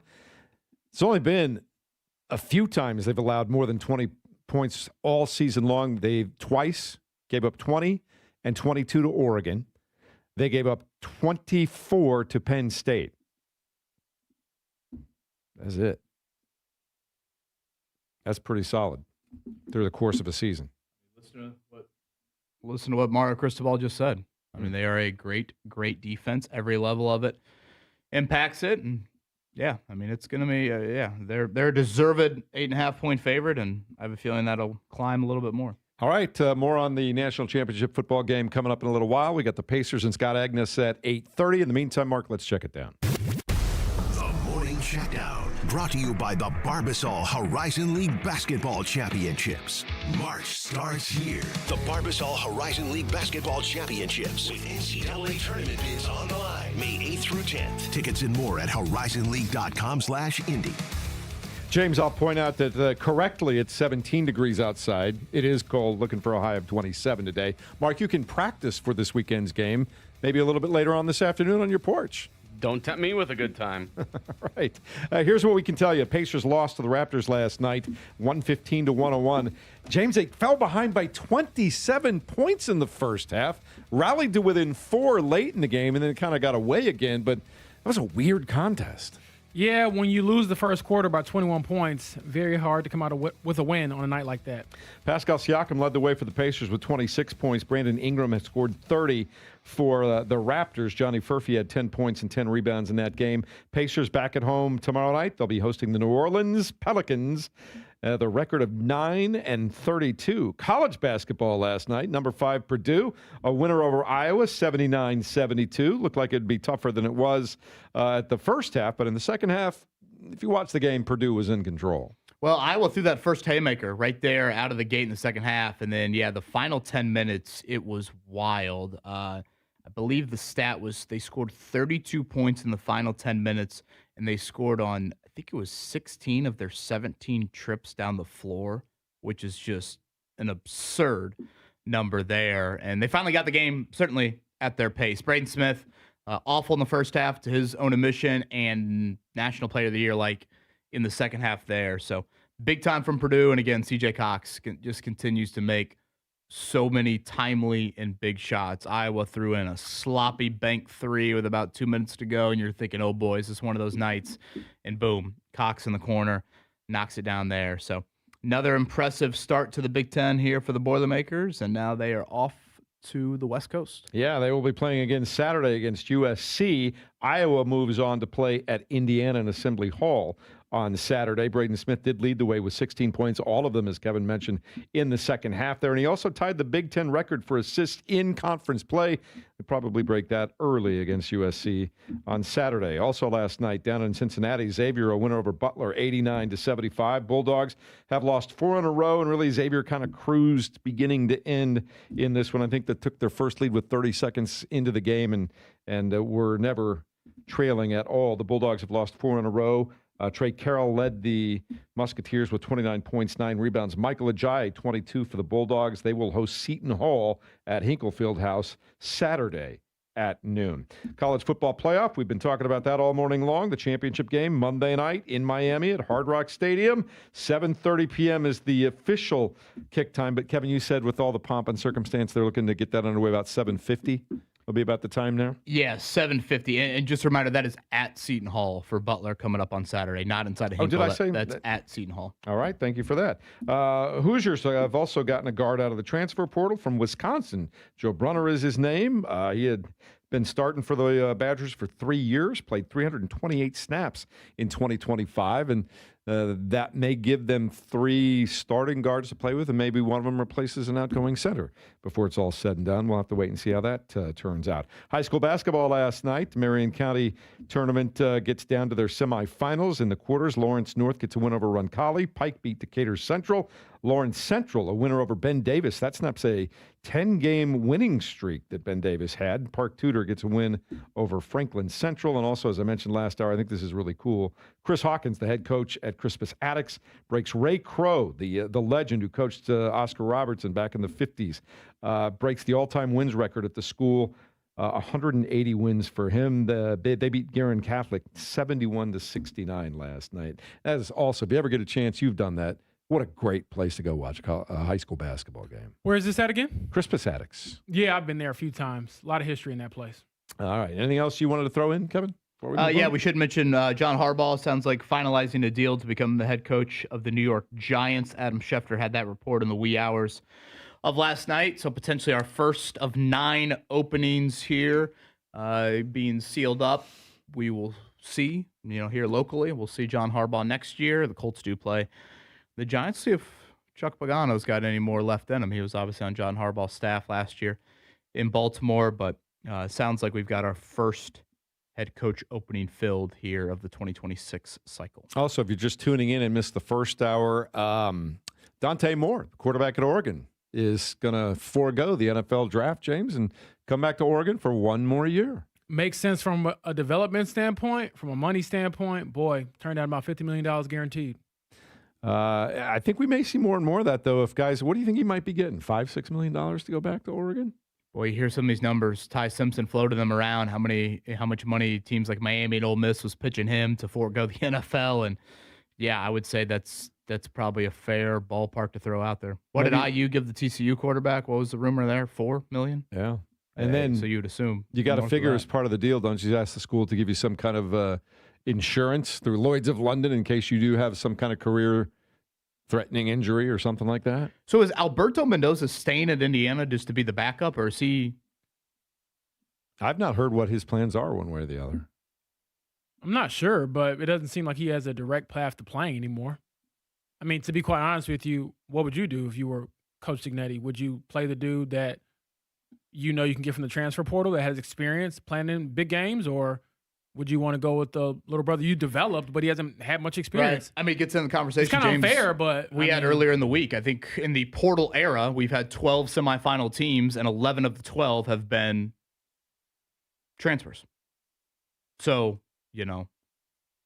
Drew Aller at Penn State, I think, was the only one. So I'm trying to think. I mean, Arch Manning at Texas, C.J. Carr at Notre Dame. I mean, those are like foreign when you look around college football right now of, homegrown talent there. But I believe that the teams competing in the national championship, they have a 5-day window starting next week for their players to enter the portal.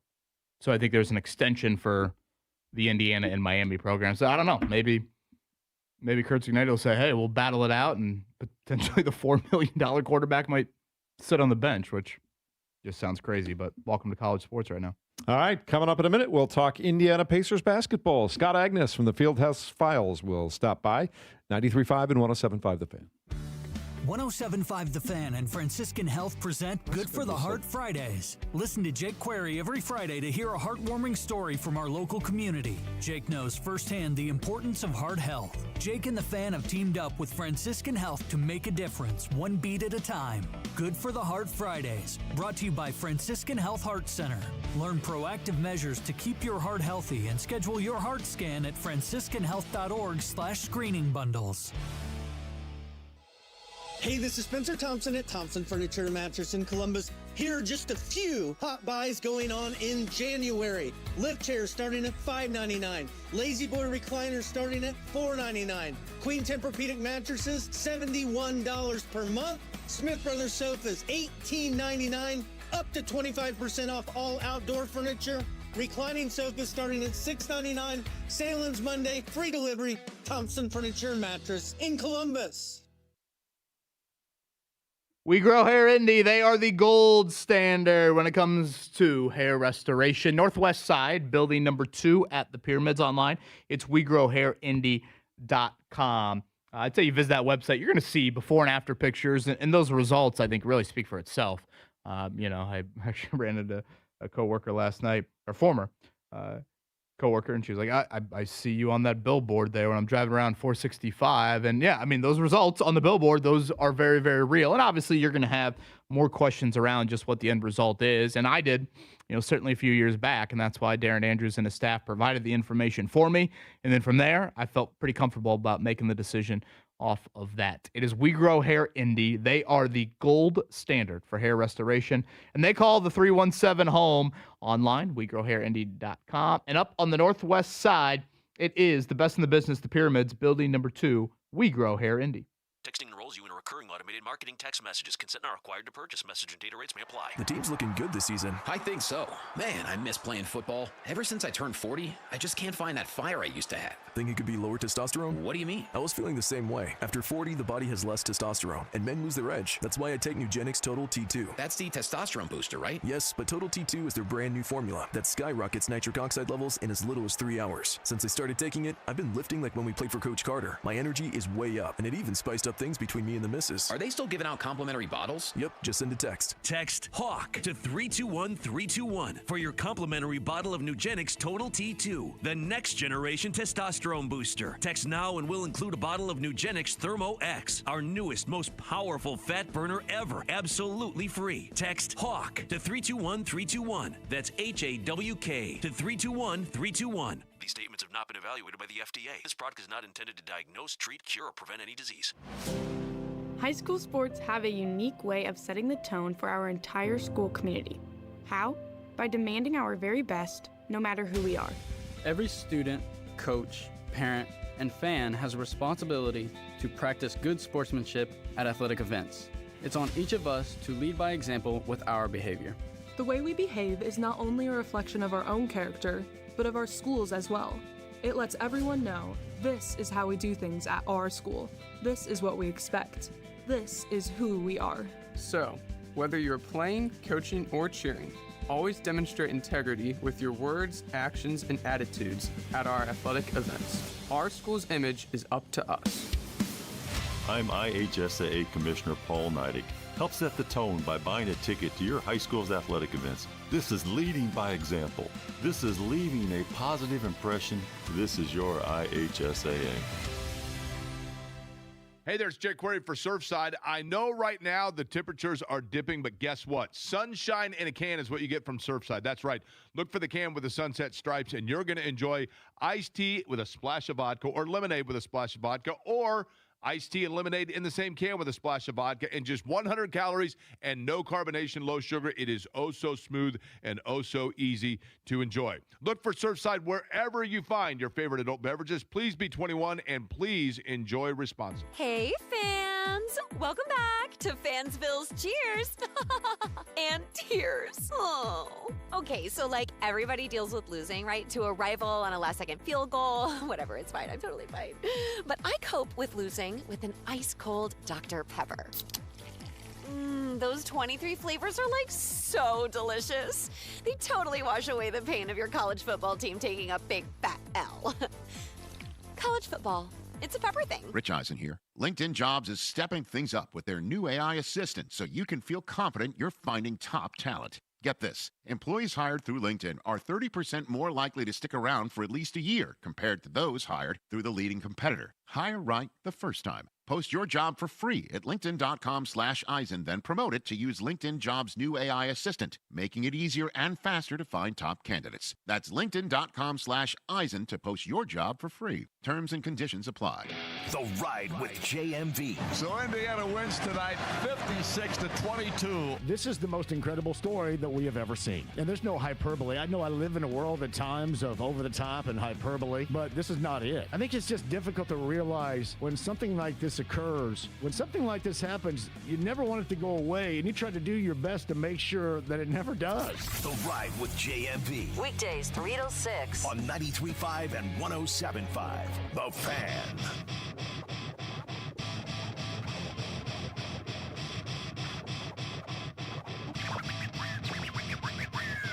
You're listening to The Fan Morning Show on Sports Radio 93.5 and 107.5 The Fan.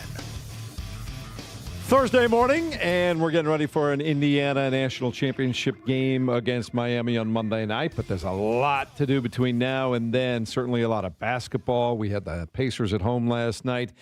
See the end of a 3-game winning streak. They lose to Toronto, and here to talk about that game and what might be ahead in the next week or two is our man, Scott Agnes from the Fieldhouse Files. He covers the Pacers and the Indiana Fever and all kinds of good stuff, and he joins us now on the Payless Liquors hotline. Any chance you're heading to Miami for the national championship game? Absolutely, Jeff. I wouldn't miss it. Man, that's going to be cool. When are you taking off? This weekend. Getting down there this weekend, and we'll see. I think the biggest thing a lot of people trying to figure out beyond tickets is even just parking and everything, and the fact that it's not right downtown, it's 10 miles inland. Maybe some of you Colts beat riders have a better idea, but it's quite a challenge, I think. I remember being a zoo. Was not too bad. I remember being a zoo. James, have you? I haven't been there, but pretty much all of my fellow beat writers have told me that it's pretty hard getting in and out of Hard Rock. And all I can suggest, Scott, is that you just parachute in. Just make sure you get there plenty early. That's what I've also heard. Use yours, James. Yeah. You might want to get to the stadium. Plan on getting there plenty early because you might need that extra time. Yeah, no question about that. All right, let's talk some basketball. 3-game winning streak for the Pacers was nice. How did they cobble that together with the way things have been going lately? Yeah, no, that was a breath of fresh air, I think, for this team to put their head above water for a little bit, right? Like, we know they're not as bad as that 6-31 record, and they finally they're healthy again. That's that storyline that was the overriding theme for the first couple of months. But then I think that allowed everyone to, now with players back, guys back in more regular positions, and on top of that, I think, how about that last game? I'm sure you guys talked about it, but 2 games ago, the fact that just 14 foul calls total, unheard of. Like, you just don't see that. I think last night was 44 total. But that obviously played into the Pacers' favor with the NBA coming out in that last 2-minute report saying Siakam should have been called for a foul call. But overall, I think that now they have that 1,000 wins behind them. They have 3-game win streak they can lean on and show some highlights from. But now you're in the dog days of the season, just trying to get to the All-Star break here in about a month. Well, just before that, Scott, we'll have the trade deadline 3 weeks from today. The name of Benedict Mathurin obviously is a very popular one in regards to this deadline. How much do you think the thought is, and again, I've obviously been a big Mathurin fan throughout, but how much is there a thought of, if you look ahead to next year's draft or this year's draft, there are a good amount of wings near the top, and finding a center in the draft is a little bit more difficult. Do you think that is on the Pacers' thought process at all when they look at their current roster, look at Mathurin, and consider what could be there with the top 5 pick? I think it's got to be a little bit. It does. I think already, I mean, these front office individuals are studying drafts 2 and 3 years in advance. Now, I think it's a little bit more difficult right now knowing who's staying and who's going and all that, given the NIL implications within college basketball landscape now. But no, I think you're exactly right, Kevin. I think you do try, by this point in the season and ahead of the draft, less than 6 months away, you try to have a great understanding of what's going to be available, both in the entirety of the draft, but more specifically, maybe that window where you will be drafting. And right now, clearly, it'd be within the lottery here, is the position they'd be at. And it's just so fortuitous that they were able to trade back and get their pick for this year within all that. But it's clear, I think they have a couple of very good backup centers, but they still are missing that starting caliber position. My question is, usually, KB, it takes centers 2, 3, 4 years to develop, which leans me towards, hey, look, you're going to have to upgrade the center spot via trade, via free agency, not through the draft. Oh, bring me AJ DeBanz and Darren Peterson, please. Like someone who's ready-made to join Halliburton. I'm sure the Pacers, they won't say it publicly, but internally, they're probably thinking about that to a degree. Scott, I do want to pivot a bit to Halliburton. I feel like he's been more out there lately because of the progress with his Achilles. So what do you think that does for the franchise? Obviously, he still can't play this season, but just being out there more, it looks like he's more built up to it. I don't know if that's because he can't run as much, but put on a little bit of weight there. He's bulked up, but how much of a morale boost do you think that is? Yeah, I agree. It looks like in some of the tunnel photos they've posted that he's added some of that upper body weight. Absolutely. I think it's more important for him, James, than it is for any of us or even the franchise, because I think being in that position, you want to have a sense of belonging, even though it seems kind of laughable, right? As the face of the franchise, the highest paid employee in team history, yet at the same time, you physically cannot do anything to contribute. And so I'm sure you're just seeking and trying. He's sitting at the end of the bench trying to coach up when he can be. He's trying to celebrate the little things, whether it's within a game or whether it's the in-game missing 2 free throws promotion. And so, no, I would think this has been a huge part of his process to be around the guys and to have them a part of him, because what we're not seeing are the hours leading up to that where he's by himself or with an athletic trainer or whatever, just getting hour-long grueling sessions of training before these games or whatever. Scott Agnes, Fieldhouse Files, joining us on the Payless Liquors hotline. We don't have to go through the entire litany and lists of injuries that have just befallen this team all year long. Of the guys that have had a chance for extra minutes, who's taken the most advantage of that? Yeah, Jeff, I think the first guy that jumps out to me is Jay Huff within that, because there weren't a ton of expectations. There really wasn't a ton known about him coming into this. And I think he's shown he's exactly what most of us had been talking about, of him being a solid center, a backup center within that. Now, obviously, he's playing much of a starting role at the moment. But I would put him number one, and then I think number two has got to be Johnny Furphy, a guy that, very young, still very raw, but you can see what the front office had. And what's unique about that is the two sides did not really have much contact, as I understand it, going into the draft, and it worked out that he was just on the board, and the Pacers did not hesitate with that pick, even though there wasn't a ton of communication. But Johnny Furphy's been a huge benefactor, I think, of the additional minutes that they've had to spend elsewhere. Again, Scott Agnes, Fieldhouse Files, where you can find his work. Scott, you're usually all over some of the stories just kind of around the Pacers franchise, and I bring that up because last week I think we saw an announcement about some downtown development, maybe right around Georgia Street, via I guess the Simon Property Group, for lack of a better phrase there. I could be wrong on that, but could you fill us in a little bit, like a new hotel maybe right next to Gamebridge?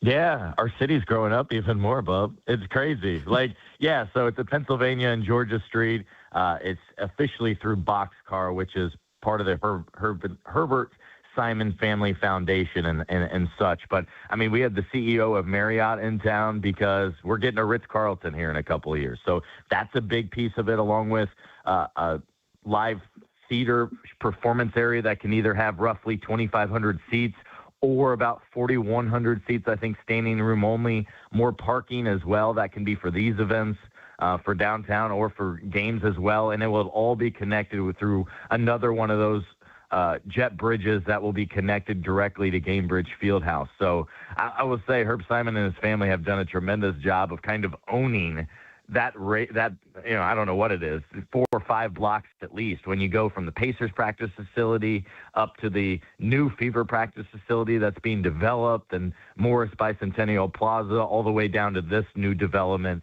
The Live Nation event area, KB's expected the fall of 2027, but that new Ritz not until 2028. What's your prediction Monday night? What's it going to look like? Yeah, I have no hesitation in this, just because what we have seen from Cignetti and his team. So to me, I think it's IU by a couple of scores. The physicality certainly concerns me a little bit, but they've risen to the moment every single game in the Cignetti era. So I think this will be the same way. So now I have to ask the hard-hitting journalist question, because I'm so serious all the time.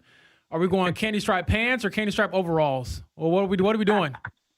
It's funny, James. You don't know the old life of me, but I used to be at basketball games candy stripe pants for every single game. But nice. I have not brought those out in quite a while, and I would not expect for them to make an appearance down in sunny Florida. Oh man, we got come on, national championship, brother. He's going nice quarter zip, man. Well, I will say Scott is typically very dapper when I see him at the games. Crimson quarter zip, right, Scott Agnes? Something like that. Yeah, probably right. Yep. Enjoy and travel safe. Absolutely. It's going to be Bloomington South down there. I have no doubt about that. I just hope everybody's able to get the tickets. All right, buddy. There he is. Thank you, guys. Scott Agnes, Fieldhouse Files.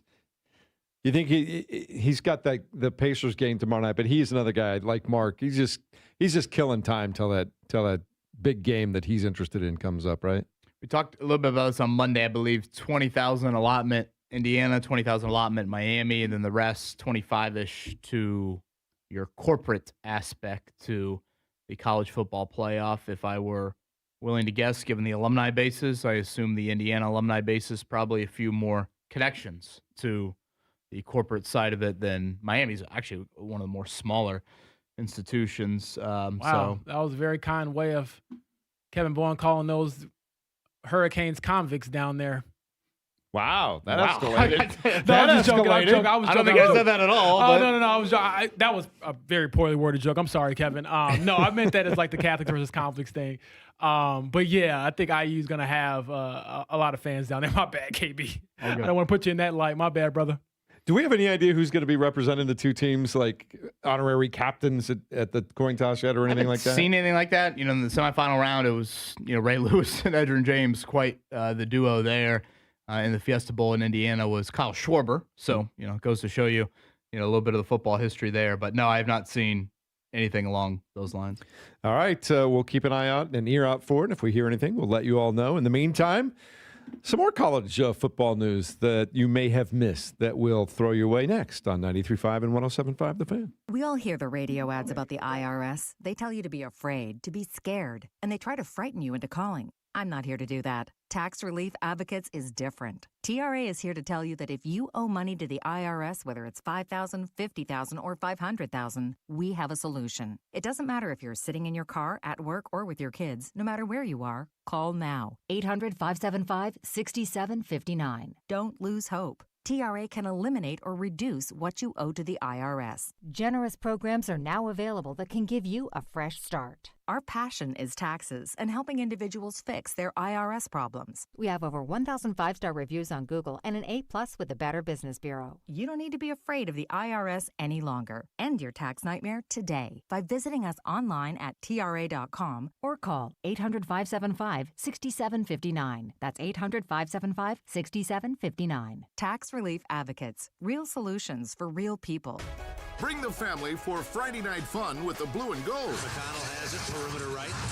Off the Furphy screen, drives the right baseline. He's determined to score, and he does score, driving the lane up and under, right to left. The Pacers host the Pelicans for their only visit to Indy and for Lucas Oil Family Night. Each family night ticket includes a hot dog, chips, Pepsi, and Pacers hat. This offer's good at pacers.com/family. Pacers Pelicans, Friday at 7.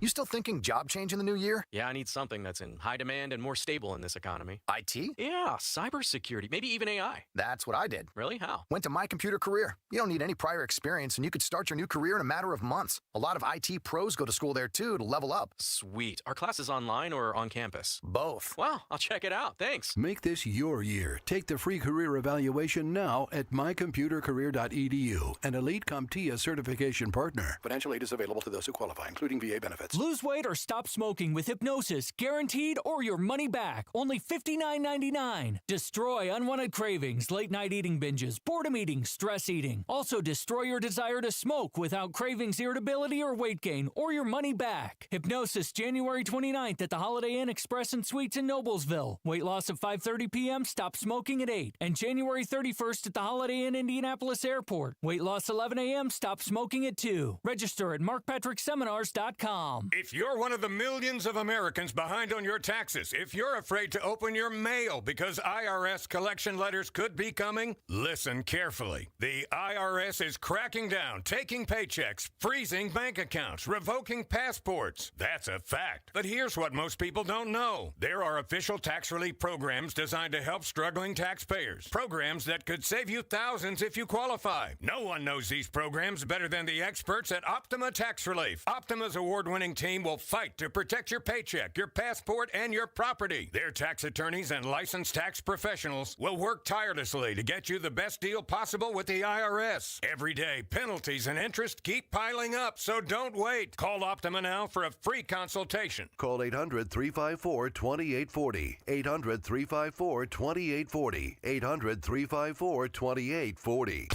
Optima Tax Relief. Some restrictions apply. For complete details, please visit OptimaTaxRelief.com. Score more with the college-branded Venmo debit card. Rep your team with every tap and earn up to 5% cash back through Venmo Stash, a new rewards program where the more you do, the more you get. Get your Venmo debit card today and start earning rewards with Venmo Stash. Learn more at venmo.com/collegecard. The Venmo MasterCard is issued by the Bancorp Bank N.A. Select schools available. Venmo Stash terms and exclusions apply. Max $100 cash back per month. See terms at venmo.me/stash terms. Hey, it's Rich Eisen for Pella Windows and Doors. Sometimes teams take a timeout to regroup and call the right play. When it comes to your home, Pella Windows and Doors always has the winning game plan. They do it every day, and that's why your neighbors trust them. Visit Pella.com/Eisen today. Right now, Pella Windows and Doors of Indianapolis is offering 55% off qualifying installations or 0% interest for 60 months with 60 equal monthly payments. Some restrictions may apply. See store for details. Offer ends January 31st, 2026. Are you hungry, Indy? Cluster Truck, Indiana's go-to pickup and delivery kitchen, crushes all cravings. Pizza, tacos, salads. If you're craving it, it's probably on the menu. Order now at clustertruck.com and use code BIGFAN, all one word, for $5 off, $25 or more. Catch JMV broadcasting live Monday from the championship game in South Florida. Brought to you by Big Red Liquors. Stop by one of Big Red Liquors' 90-plus Indiana locations or visit BigRedLiquors.com. Proudly Hoosier-owned and always close by. Big Red Liquors, your big game watch party HQ. The Hoosiers face Miami in college football's national championship game. Monday evening at 6:30 on 93 WIBC. Let's go! Cause I'm feeling like I'm running and I'm feeling like I gotta get away. Better know that I don't and I won't ever stop. Cause you know I gotta win every day. She really wanna pop me. Just know that you're listening to the Fan Morning Show on Sports Radio 93.5 and 107.5 The Fan. I don't want to interrupt this. Shout out Busta Rhymes. Mark, you lip syncing this on your way into work in the mornings? Word for word. Yeah, that's how that goes. It's like a little college song. This is a little throwback for me, Mark Dykton. It's all-timer. You know, one of my hot takes, I don't even know if it's a hot take, but I truly believe that most high schools never update their playlist. I could not agree more. We ready? Like, I'm pretty sure if I go back to Romanville High School, bring them out. Yes, I'll hear all of those songs. I think you burn one CD, you stick it in the player, and it just stays there next year, forever. And now the visiting team. Who are you? Exactly. Here's Zombie Nation playing at halftime. Yeah, well, I'll say this. The opening tip is definitely Zombie Nation. It's either like Pike, where I went to, no, it was Fisher's, and Pike's the same way. Fisher's High School has like replay. I think I told you this during the break. Yeah, you were. Wow. Are we talking like legit? Yes. Jumbotron? Yes, like they have the big screens in the gym where if you missed the play, which I'm gonna get, this is my most, old head take right here. The essence of going to a high school game is if you miss it, you miss it. You can't be getting replays. They had a highlight montage at halftime. We could watch every single play back if you were on your phone or something. I was shocked at that. It's professional. This is student run? Yes, yeah. Like student media and stuff like awesome. that. It's actually really cool, and I think you get like experience from it. Oh, but boy, it's just different. Did they immediately show like controversial calls and things like that? No, it was more so. Oh boy, I bet you some of the parents would want that. But it was like, if you missed this dunk in the first half, you can watch it at halftime. It's incredible stuff. And the highlight package has Trick Daddy's "Let's Go" underneath. Yeah, exactly. So I think it's that, or Like you get all the bells and whistles, or you get nothing, and you're stuck in 1992. Speaking of some of these songs, Mark, you've been excellent per usual. Are we getting halftime show Monday night? Are we getting Pitbull out there at halftime? Yeah. Mr. 305? That's a great question. I'll have to look that up. All right, we'll wait on that. In the meantime, He has to be doing something, right? Yeah. Come on now. A couple of weeks ago, we found out who the 2026 Pro Football Hall of Fame finalists are. We don't know who the class is going to be yet, but there are a couple of Colts on that list. We talked about Adam Vinatieri. We talked about Reggie Wayne, whether or not that's going to happen for those guys. But there has been a list released of players that have been elected to the College Football Hall of Fame.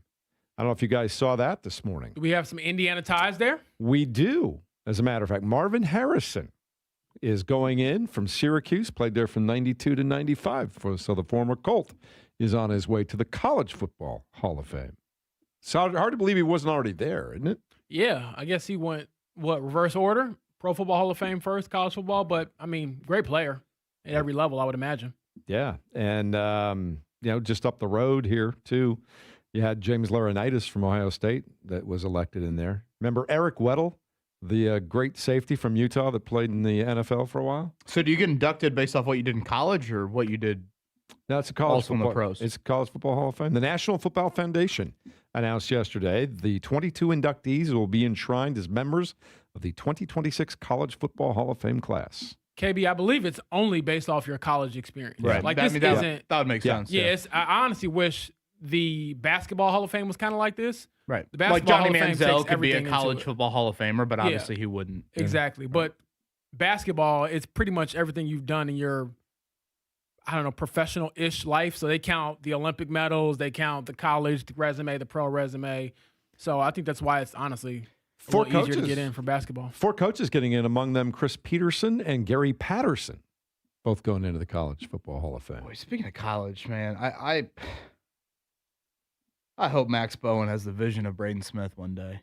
Oh my gosh, man. Some of those passes he threw last night, his ability, and I love Jordan Taylor on the game. First off, I think Kevin Kugler does a great job play-by-play. Jordan Taylor, former Wisconsin point guard, was on the color, and I think he was a great point guard in college, first off. And I think he was just blown away. You could hear like his audible reaction a few times, not necessarily like just his raw reaction, I guess, to passes that Braden Smith was making, and whether it's the passes to Clough or how he's able to get in the lane, get underneath the basket, and next thing you know, that ball's rifled out to Jack Benter, rifled out to Jakari Harris. Just that is a special basketball player, and boy, that story.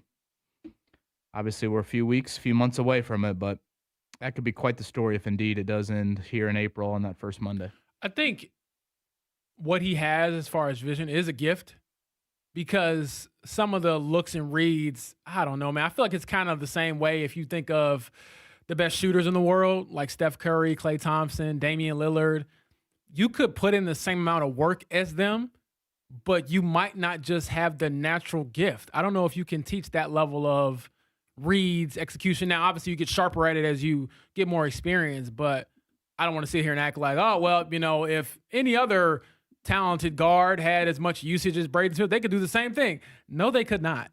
That is why he continues to climb all of these crazy lists and break all these records. And he's at that point now where pretty much every night they have some stat where he's passed somebody, beat somebody, changed some historical feat in the program down there in Lafayette. So, just an all-around great player.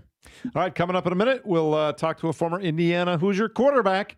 His thoughts on the upcoming national championship game on Monday night, next on 93.5 and 107.5 The Fan. The Ride with JMV. So Indiana wins tonight 56-22. This is the most incredible story that we have ever seen. And there's no hyperbole. I know I live in a world at times of over the top and hyperbole, but this is not it. I think it's just difficult to realize when something like this occurs, when something like this happens, you never want it to go away, and you try to do your best to make sure that it never does. The Ride with JMV. Weekdays 3 to 6 on 93.5 and 107.5 The Fan. Get Get ready to hoop. It's back. Time to try your skills around Indy locations with Michelob Ultra's Mini Hoops Challenge. Michelob Ultra Mini Hoops Challenge gives you a chance to win a Michelob Ultra basketball jersey and punch your ticket to the Mini Hoops Finals, where a trip to see Indiana versus Milwaukee in Milwaukee on February 6th is on the line, complete with a hotel gift card and $100 Visa gift card. Visit 1075thefan.com today to see all the locations and details. The Butler basketball season is rolling along. Don't miss your chance to get in on the action. Your next chance to get to Hinkle Fieldhouse to cheer on your Butler Bulldogs is Tuesday, January 20th, when the Dogs take on DePaul. This is the heart of Big East play, and the Dogs need to see you at Hinkle, showing your support. Be a part of Hinkle Magic and make Hinkle your second home this season. Tickets are on sale now at butlersports.com/buy tickets. That's butlersports.com/buy tickets.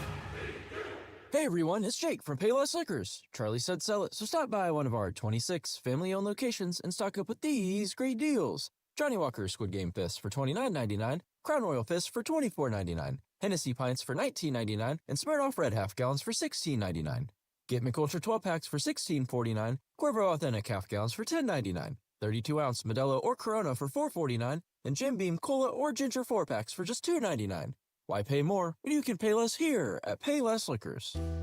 High school sports are different, especially in Indiana, and these Hoosier student athletes couldn't agree more. We all know the saying, in 49 states, it's just basketball, but this is Indiana. Well, the same is true for all high school sports in Indiana, like volleyball, and soccer, and softball, and track, and so many more. We're passionate about high school sports in Indiana. They're an undeniable part of our state's culture. They're woven into the DNA of our communities. It's what we dedicate our time to. It's what brings us all together. It's what we celebrate. And as a high school student athlete, that's a pretty special environment to grow in. Representing your school and having your entire community behind you. Being a high school student athlete in Indiana is something we never take for granted. And it's an experience we'll never forget either. I'm IHSA Commissioner Paul Neidig. Support Hoosier student athletes like these by buying a ticket to your high school's athletic events. This is who we are. This is Indiana. This is your IHSAA. The post-crib assembly press conference, brought to you by Progressive. Michael, you had some trouble putting the crib together today. What went wrong? You know, those instructions can be tough, and, well, you saw the outcome. Were you upset when your wife pulled you and called in the backup? No, I mean, the baby needs a crib to sleep in, so whatever it takes. You've got a changing table to put together next. It's got a lot of drawers. What's your comment? You know what? We're done here. Like it or not, sometimes you need a backup. That's why there's Progressive to protect your home and auto. Progressive Casualty Insurance Company affiliates and other insurers. Not available in all states or situations. Smalls here. Life is full of choices, some big, some small. And when you choose an H&R Block Tax Pro, you're choosing the largest network of tax expertise to be in your corner. For when your big ambitions need help with the small details. For when your six figures come from 6 different places. For when your gaming stream becomes your revenue stream. For when your business's year one needs 70 years of tax know-how. At H&R Block, they've seen it all. And they're here to help you make the most out of your money for life outside the box. JMV here on the road for a big show with BullseyeEventGroup.com in South Florida. Coming up on Monday, we're brought to you by Big Red Liquors, live from Florida, getting you set for the national championship game with IU and Miami. IU coverage with me, JMV, brought to you by Big Red Liquors, proud Hoosiers serving Indiana.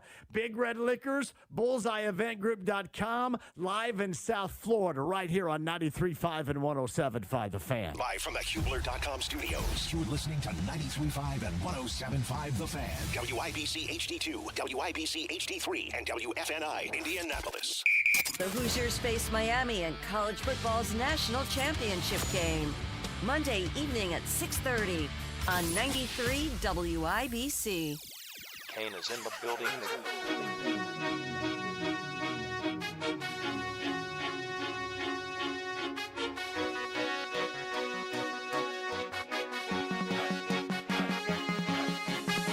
You're listening to the Fan Morning Show on Sports Radio 93.5 and 107.5 The Fan. Happy Thursday. We continue the countdown to the national championship game on Monday night. Indiana-Miami. Can't wait for it to happen, but we've got to kill some time between now and then. And there are a lot of great things to do, whether it's NBA, college basketball, but also We are enjoying the heck out of catching up with former Hoosiers this past week, and folks that, like us, are probably pretty excited for what's going to happen on Monday night. And having said that, we welcome in our next guest. Peyton Ramsey played quarterback for the Hoosiers. Last time we saw him was back in 2019, and he is kind enough to join us this morning on the Payless Liquors hotline. Good morning, Peyton. Welcome into Championship Week with the Hoosiers. How about that? I never thought I'd hear those words come out of anybody's mouth, but here we are, and it's an exciting time for all of us former Hoosiers. Peyton, how much trash talk have you been able to have with some of these perhaps SEC schools, other programs that you had to deal with throughout the years who told you, well, you're not in this conversation. Now you are. It's fantastic. I mean, there's plenty of them here. I'm here in Cincinnati, so there's Buckeye fans too that I've been able to enjoy that conversation with, but overall, just been a lot of fun. I mean, a ton of fun following these guys because they do a heck of a job, and seems like they have a ton of fun playing with each other as well. So, Peyton, on a more serious note, as a former quarterback for that university, when you see the job that Fernando Mendoza has done this season, what stands out to you, whether it's on the field or perhaps his unique personality off of it?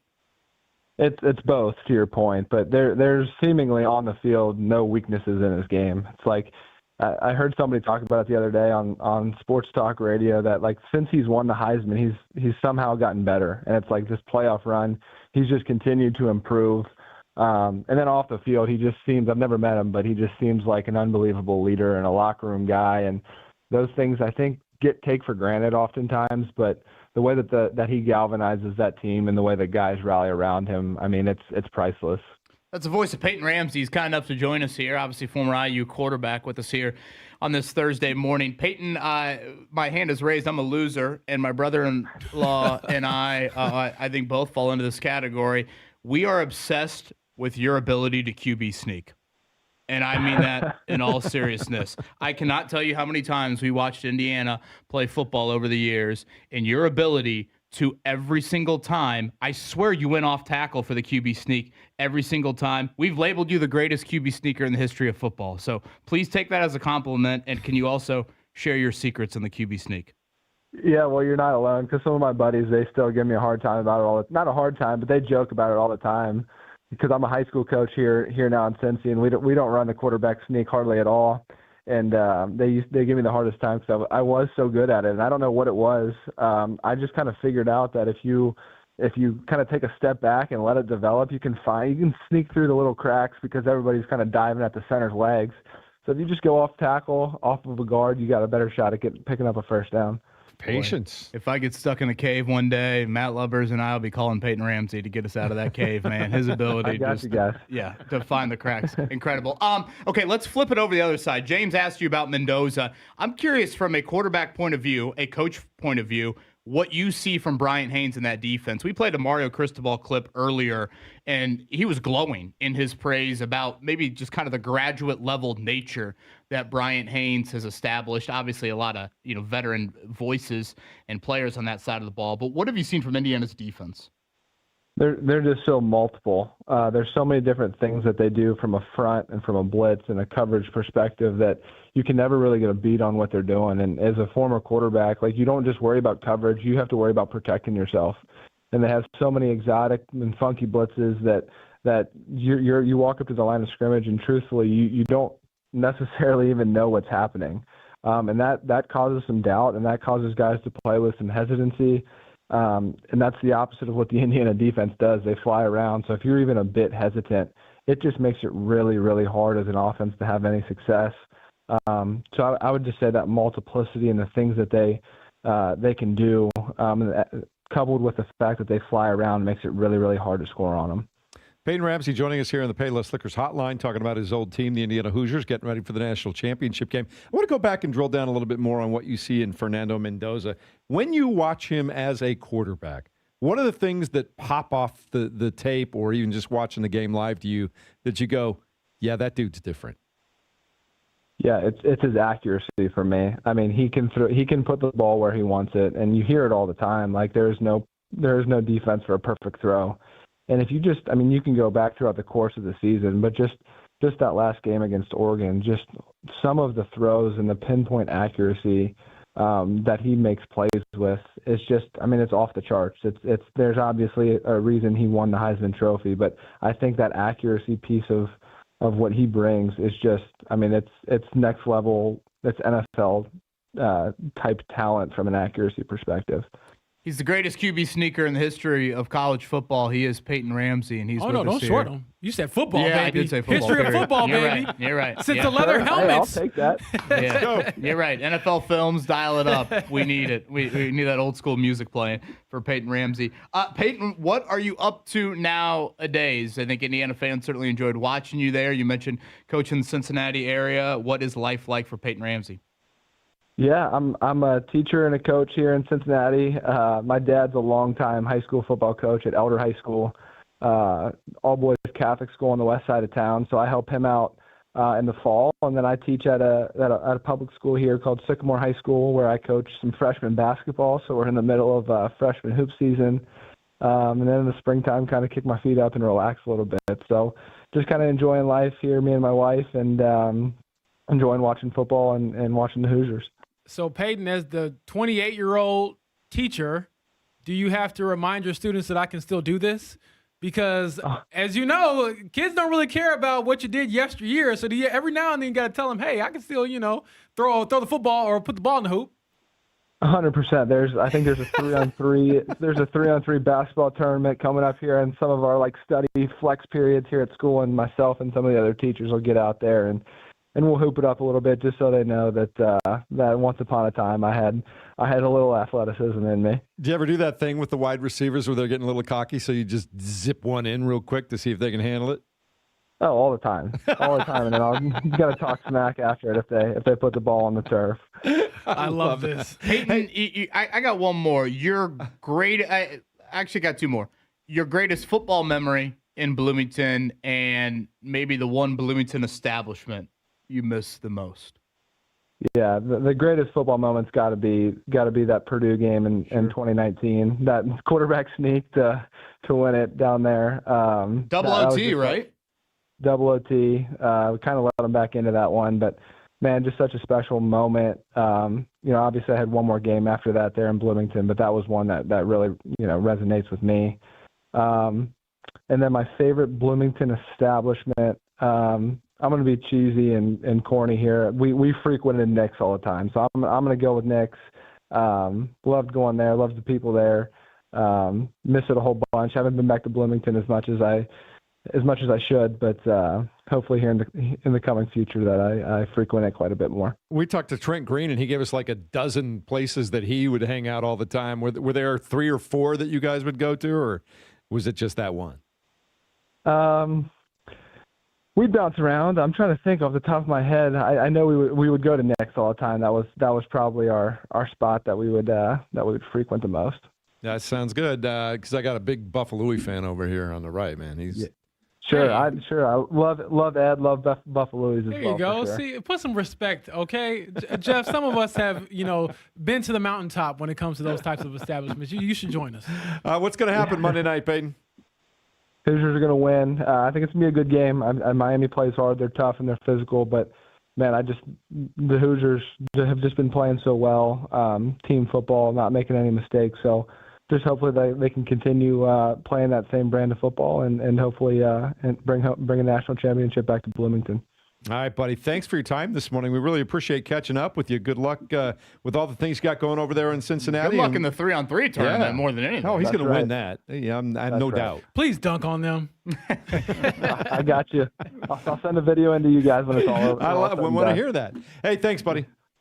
Yep, thanks, guys. Appreciate it. Here's Peyton Ramsey on the Payless Liquors hotline. He had a nice run from 2016 to 2019, right up until the handoff to Michael Penix. No, seriously, he was good. Yeah. And I think went to Northwestern for that last year. Yeah. If those remember correctly. He was a grad transfer, yeah. So, I'm joking about the whole dunk on the kids thing, but I do think sometimes children, even he's guys in his 20s, people forget or the kids don't really know, like, hey, my coach was actually really, really, really good at this sport. So that should be a good lesson for them to learn, perhaps, more hands-on. Well, and we've had this conversation a little bit here, but that last year with Tom Allen for Peyton Ramsey, I mean, they should have beaten Tennessee in that Gator Bowl. I mean, they blew a big lead in that game. And, that was an 8-win Indiana team. I mean, that is yes, Pam Whitten, Scott Dolson, big time, in terms of spearheading this forward.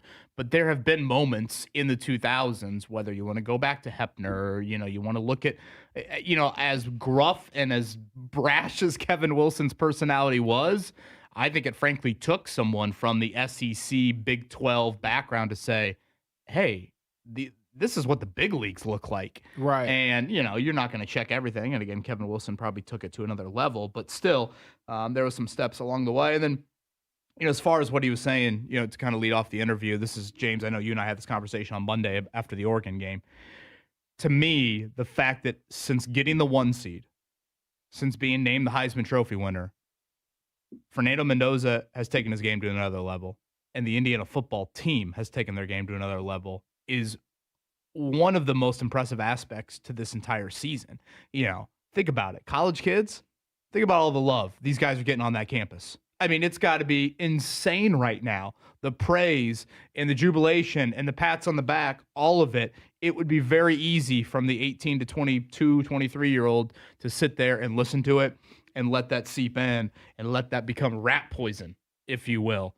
And none of that has happened. From Mendoza, you see how he's wired. That might be obvious. But the rest of the team, 3 points and, that Oregon game, 7 real points if you want to look at it from that aspect, 14 real points maybe. So I have a question. We have talked about turnaround at no end because deservedly so. That deserves praise. How much do you weigh we're in the NIL era, transfer portal era, versus Coach Cignetti is the real deal and he was able to turn this thing around? Like, I don't know if it's a easy question to ask and answer, but I'm very curious to know how people kind of fall on that thing, because I do think Kurt Cignetti is probably the best college football coach right now in the sport, but does he have the same effect if he doesn't have the same resources? I mean, the game has changed so much in the last 5 years, and even more so over the last couple of years since he's taken over. I think he's playing the game that's put in front of him, and he's playing it better than anybody else when it comes to transfer portals and all those kinds of things and who you bring with him. And I go back to, again, that conversation I had with Bill Polian. He said the number one thing is his ability to identify talent that specifically fits what he wants to do is insane. James, I think it's a great question. I think Cignetti has actually said this. I don't think it happens as quickly as it obviously has happened, because, again, this core is still a lot of JMU. Right. I mean, it is Fisher, Pons, Surratt. I know I'm missing names out there. I mean, it is a big time still. Tyreek Tucker. It's a big still JMU contingent. But look at what he did, at IUP. Look at what he did at Elon. Look at what he did at JMU. I mean, Google him. He won before the transfer portal was a thing. Has it been the perfect storm? This goes back to the Dan Wetzel conversation we had months ago. He was the perfect coach for Indiana at the right time. Right. I'm pretty sure I don't know if there are reports out there, but I want to say Paul Chryst turned the job down. Wow. The old Wisconsin coach. Yeah, I remember. So, there is that aspect of like, boy, you can play the what if game. For sure. So many sports cases there. But, from a Cignetti standpoint, he was oftentimes at Alabama. He was overlooked on that staff. I think he said it before. Like, I was disappointed at times that Saban passed me over for other coaches to get the promotions. And then he finally went to IUP, which for those that don't realize, that's where his father was a longtime head coach. That's where the Pittsburgh roots come. That's where some of this Steelers conjecture pops up from. His dad then moved on to West Virginia, and I think he went to Morgantown High, if I'm not mistaken, Kurt Cignetti. So, again, to answer it, I don't think it happens right away. Right. I think that perfect coach at the perfect time is a really good way to put it. But, as we've touched on, credit to him, and I hate to play the age game and be stereotypical about it, but I think you've seen some coaches in college basketball and college football, given their age, given how they grew up in the sport, they don't want any part of this new era. They don't like it. They bitch and moan about it, and they use it as a complaint and excuse quite often. Yeah. Cignetti has said, we need to make changes, but these are the rules. Jump in the pool or get out. Right. And they've jumped in. Yeah, I love that. And one other thing, just to the coaching and development, you talk about Fernando Mendoza getting better since he won the Heisman. Coaches have always told us that one of the great things about going to a bowl game or getting some extended time in the season is the 1 or 2 weeks you just get to work with your football team on them and their skills and getting them better and what they do. And for the first few years of this college football playoff, those that have had a bye or an extra week didn't fare well. Indiana came back and by all measurements and accounts, a better football team. That's coaching through the bye week and coaching on that specific time where it's just no game to prepare for. What are we doing today to make ourselves better? And he did that. And I think that to the point that Peyton Ramsey said, guy won the Heisman Trophy in early December, and he's better since then. I think that's coaching. That's the hard work of Mendoza, and that's the hard work of the team. I need a highlight reel of Peyton Ramsey QB sneaks.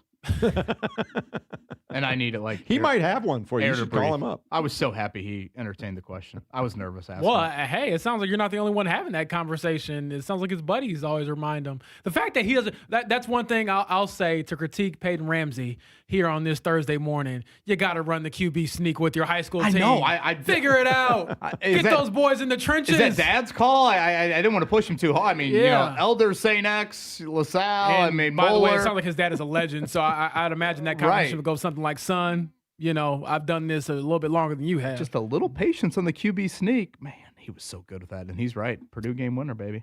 Mark, you have to wait until Sunday, 6:30 for your game, the Bears and the Rams. We did not, as far as I know, we did not get a Mark Dykton cam for Green Bay and Chicago in your living room. Are we thinking about maybe one for the Rams-Bears game? I don't think it will be as unhinged as I was on Saturday night. That was probably for the better because I don't think the kids want that out there. I don't know if I wanted that out there. Did your kids leave that game frightened is my question. Oh, yeah. They're like, I've never heard Dad yell like that before. God, my kids have said the exact same thing to me before after a Saturday 3:30. Are you okay, Daddy?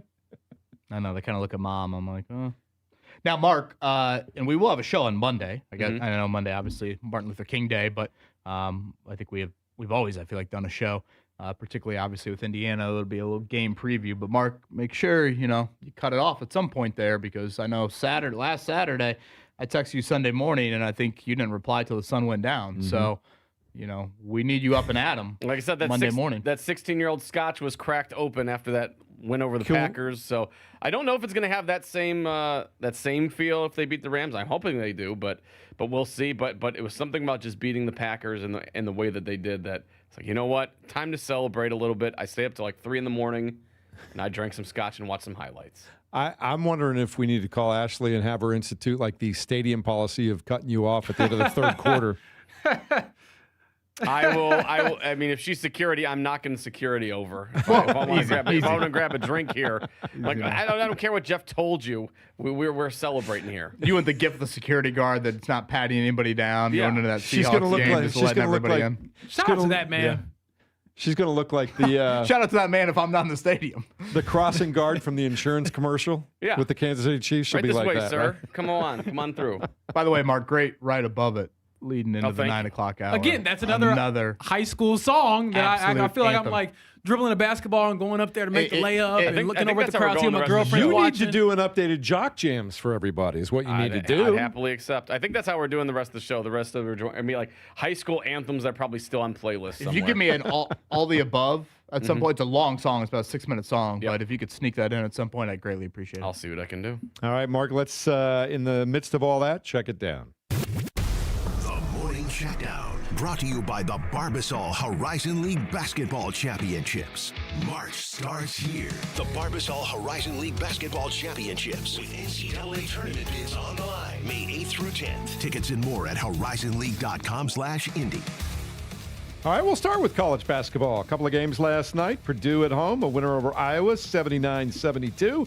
They are 6-0 in Big Ten play. And Kevin Bowen, it was a back-and-forth game for a while. Purdue really put the pedal to the metal, though, towards the end. Yeah, I mean, Iowa in the first half, they got the game at their pace. Braden Smith, by his own admission, was awful. And Trey Kaufman-Renn was in foul trouble. And then Iowa hits him with a haymaker in the second half, and Purdue responds emphatically. Braden Smith was outstanding in the final 20 minutes of the game. And again, I'll say it for the rest of his Purdue career, CJ Cox is the Andrew Nemhard. He just makes so many little plays. And when you think about it, on the scouting report, he's what, 4 or 5 in that starting lineup? And who makes the biggest shot of the night to ice it? It's him. You know, Iowa throws in a sloppy banked-in 3 at the other end. It's back down to 3. You're thinking, oh my. You know, if you let them get it, Bennett Sturts might hit one. And CJ Cox kind of ices it there from the corner. So nice win for the Boilers, pulling away there in the second half. And now they are out west. USC coming up on Saturday. I believe it's a 6:30 tip time, 7 o'clock tip time. I forget. Peacock for that one, though. By the way, Braden Smith, another record, James, ties the Big Ten record for assists for games that are actually conference games, tied with Michigan State's Cassius Winston now at 478. He'll break that record early on against USC, I would imagine, on Saturday. Shout out to Cassius Winston, man. That was my favorite, probably is my favorite college point guard ever. Ooh, nice. Xavier getting a win over Butler last night, 89-75. Bulldogs have lost 4 in a row now.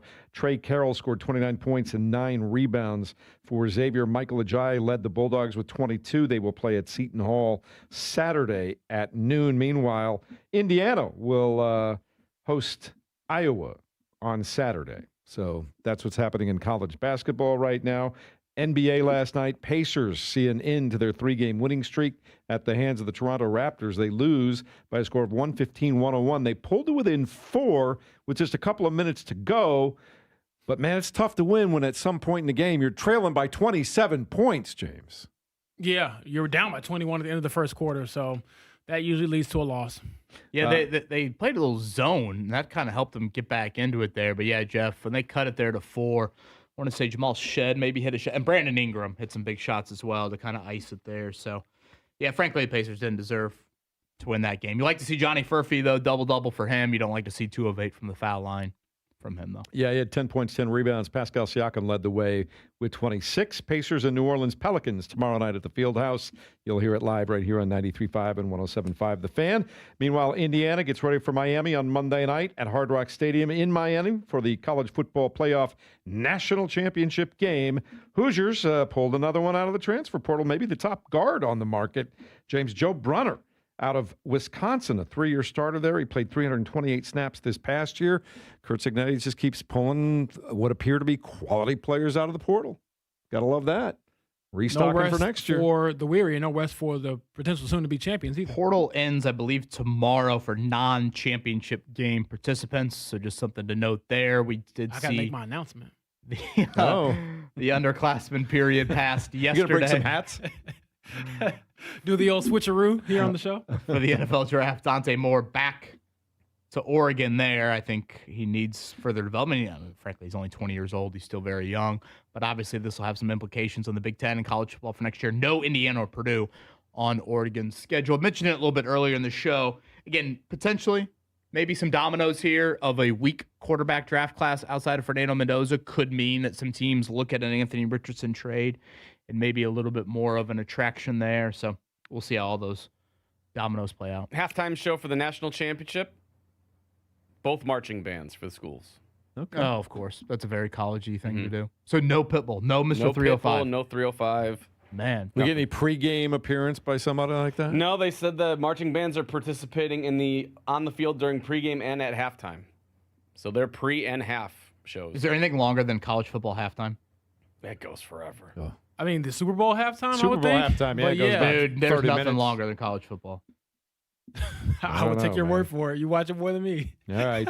Mr. Worldwide. So you got beef with that halftime, man. Oh, college football games are 4 hours. That is true. They are long. Do you know how the NFL works, James? Yeah. I mean, you get 15-minute halftime, and that's it, brother. Yeah, it's 3 hours, man. Yeah. We've got some National Football League news today. John Harbaugh apparently finalizing terms to be the next head coach, James, of the New York Football Giants. Who started the New York Football Giants? Chris Where'd Berman. the football part come Chris from? Berman. Shout out to Chris Berman. Back in the old days when we would do the makes it sound so highlights. official, like it's a real big deal. And it is a big deal. They got a great coach, a young core over there trying to build with, and he was the big fish in this coaching cycle. All right, so that would leave 8 other vacancies, Kevin, by my count. Is that correct? Yeah, 8 other vacancies. One thing I will add, speaking of the portal announced yesterday, college basketball-wise, they have created their 2-week window. So we used to have multiple portal windows. Now we're just smartly shrinking it to one. So for college football, we're in the midst of it right now. For college basketball, they're going to wait till their season is over. They'll start the Tuesday after the national title game. It'll extend for those first two, I guess, into that third week of April, and then that will be it for them. So I think this is very welcome news. At one point, the college basketball portal started on Selection Sunday. So you literally had teams, I think Matt Painter's told the story, where they're getting ready to play Houston in the Sweet 16, and he's worried about getting Oscar Clough for next year. Like, it's just stupid. Insane. It's ludicrous. Fernando Mendoza, signs with Indiana on Christmas Eve. Like, there's still plenty of important games left in the calendar. Also, be with your family on Christmas Eve. Good Lord. Well, if it leads to a national championship, man, you might. No, I didn't mean mean the recruiting. I meant the person who's committing. Like, you can make this decision a little bit earlier, brother. Yeah. One other quick note I want to mention one more time. Chris Hawkins has broken Ray Crow's all-time wins record at Crispus Attucks High School. Of course, Crow, coaching guys like Oscar Robertson back in the 50s, had won 179 games. Took him a game or two, but finally Hawkins gets it last night as the Tigers beat Guerin Catholic 71-69. I just think that's a really cool mark to talk about. All right, coming up in a minute, we'll talk a little bit more. Colts, NFL, how does everything that's going to be happening over the next couple of weeks affect them, if at all? And we'll take some of your comments at 239-1070. It's all next at 93.5 and 107.5 The Fan. Your favorite songs shouldn't have to wait for Wi-Fi. Switch to Straight Talk and get real unlimited data on Verizon's 5G network. Straight Talk, available at straighttalk.com or Walmart. JMV here for my friends John and Chris Love at Love Heating and Air Conditioning. Make sure your home is cozy and comfortable during these icy cold winter months. Need heating service? Tell them JMV sent you. If a repair is needed, Love will waive the $95 service fee. And should you need a new furnace, Love is a Heil Heating and Cooling dealer. Call Love today, 317-353-2141. Let Love and Heil take care of your home today. 317-353-2141. Tell them JMV sent you. Xfinity is the network you can rely on. Like a close friend who will give it to you straight. The friend who will tell you that new haircut, it's not great. Friends make sure friends get good haircuts. And Xfinity makes sure you get a good deal on Wi-Fi. Xfinity gives you reliable fiber-powered Wi-Fi at our best price. Now through February 1st, get gig speed Wi-Fi for just $50 a month for 5 whole years. No strings, no commitments. Just super fast, reliable gig speed Wi-Fi with our best equipment and unlimited data included. Save yourself from questionable decisions and save over Verizon and AT&T. Xfinity. Imagine that. Restrictions apply. Requires paperless billing and auto pay with stored bank account. Taxes and fees extra. Xfinity Internet powered by fiber and connected to premises by coaxial cable. Actual speeds vary. Hey, it's Tyrese Halliburton. I care about Indiana and the people who live here. We look out for each other, and sometimes that means stepping up in ways we don't always think about. Saying yes to organ donation, that's one of those ways. For real, just one organ donor can save 8 lives. That means your yes could give someone more time with family, more experiences with loved ones, more life. When you say yes to organ donation, you have the power to save lives.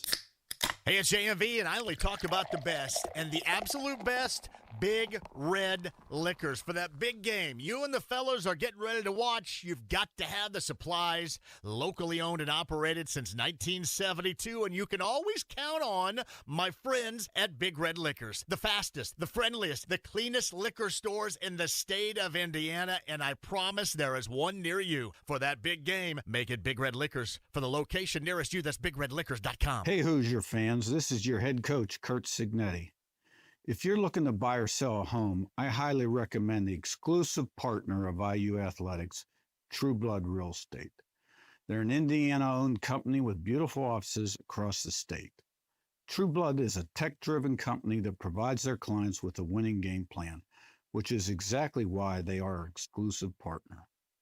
If you're looking to buy or sell, call True Blood Real Estate. Go IU. My name is Whitney Allen. I am a widow. My husband Ryan died. We never thought in a million years we'd have to use life insurance. The unexpected happened. With Ethos, it is so fast and easy. It's 100% online. You can get a quote in seconds, apply in minutes, and get same-day coverage. No medical exams, and you can get up to $3 million worth of coverage through Ethos. Get your free quote at ethos.com/game. That's ethos.com/game. Time spent on application may vary. Online health questions required. This is the story of the one. As an HVAC technician, he and his digital multimeter are in high demand. So when a noisy office HVAC turns out to be a failing blower motor, he doesn't break a sweat. With Grainger's easy-to-use website and product information, he selects the product he needs to keep everything humming right along. Call 1-800-GRAINGER, click Grainger.com, or just stop by. Grainger, for the ones who get it done. The Ride with JMV. Adewale Agunle, the former Hoosier. How do you size up the matchup, at least on the surface right now, days away from it? I think this is one of those games where you kind of got to just throw everything out of the window. It's really going to come down to who's going to make the least amount of mistakes. I think we have the right coach, right quarterback, and actually the right team for a game like this. I'm excited to see them put it to the test on Monday night, and we'll see where everything falls out when the clock strikes 0. The Ride with JMV. Weekdays 3 to 6 on 93.5 and 107.5. The Fan. Deal tipping on Bobos, wrapped in Bobos, tipping on Bobos, wrapped in Bobos, tipping on Bobos, wrapped in Bobos. You're listening to The Fan Morning Show on Sports Radio 93.5 and 107.5 The Fan. It's that 6'6" long slim sticking your chick, pulling tricks, looking. There you go, Mark Dykton. And, of course, you'll be publishing the playlist for today a little bit later on, right? Mike Jones. Yeah, I'm not sure if this was played at a high school game when I was warming up, Oh, Mark, it but I was definitely it wasn't appreciate mine. It immediately got pulled off the air. Yeah, that's an uppercase E if I've ever seen one. Aaron from Minnesota just texted and said, wait, doesn't Pitbull have his sponsorship with either FIU or FAU? One of those schools has a stadium called 305 Field or something, and then he looked it up. He says the Pitbull 305 Field refers to Pitbull Stadium, the renamed home of Florida International University. So nothing to do with Hard Rock there. But I forgot about that. Great poll there from Aaron on that. The alma mater, of course, of one TY Hilton. I think I saw Hilton's son Eugene going back to Wisconsin. I thought I saw in the portal. He, I think, entered the portal and then back there. I could be wrong on that, but I think I saw that. No, I saw Reggie Wayne tweet a picture of himself driving this morning, rocking his U stocking cap. So I assume we'll get a Reggie Wayne appearance coming up on Monday night there. All right. I'm looking forward to that. Mark, in addition to all the fine tunes that you spin every morning, you're very curious, young man, are you not? I am indeed, Jeff. Thanks for asking. He's got questions. How about a game? They've got answers. Hey, I'm more of a cornhole man myself. Sports, music, movies. What? High fashion. That Hansel's so hot right now. And everything in between. You ever seen a foot with 4 toes? It's time to get a glimpse into the mind of Mark Dykton. Stop it, you're scaring me. It's time for I Gotta Know. Okay, you two punks, I want a good, clean fight. Let's get it on. All right, boys. Let's start with the Indiana Hoosiers playing in the national championship on Monday night. The next Indiana-based team to play for a championship is who? The next Indiana team to play for, you said a national championship or just a championship? Championship in general. So if you want to go pro sports, if you want to go college. I'll start. Where are we going? I'll start when Halliburton gets back and they get a great draft pick coming up here. I think they're going to reload, and 2 seasons from now, it'll be the Indiana Pacers. How about that?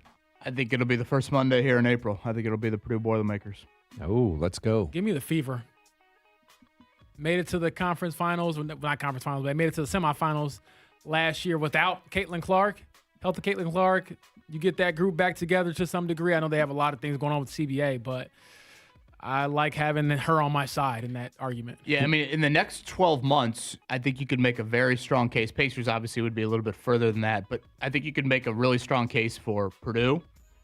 James mentions the Fever, and, obviously I'm a little biased here, but I think both Indiana and Notre Dame next year from a college football standpoint.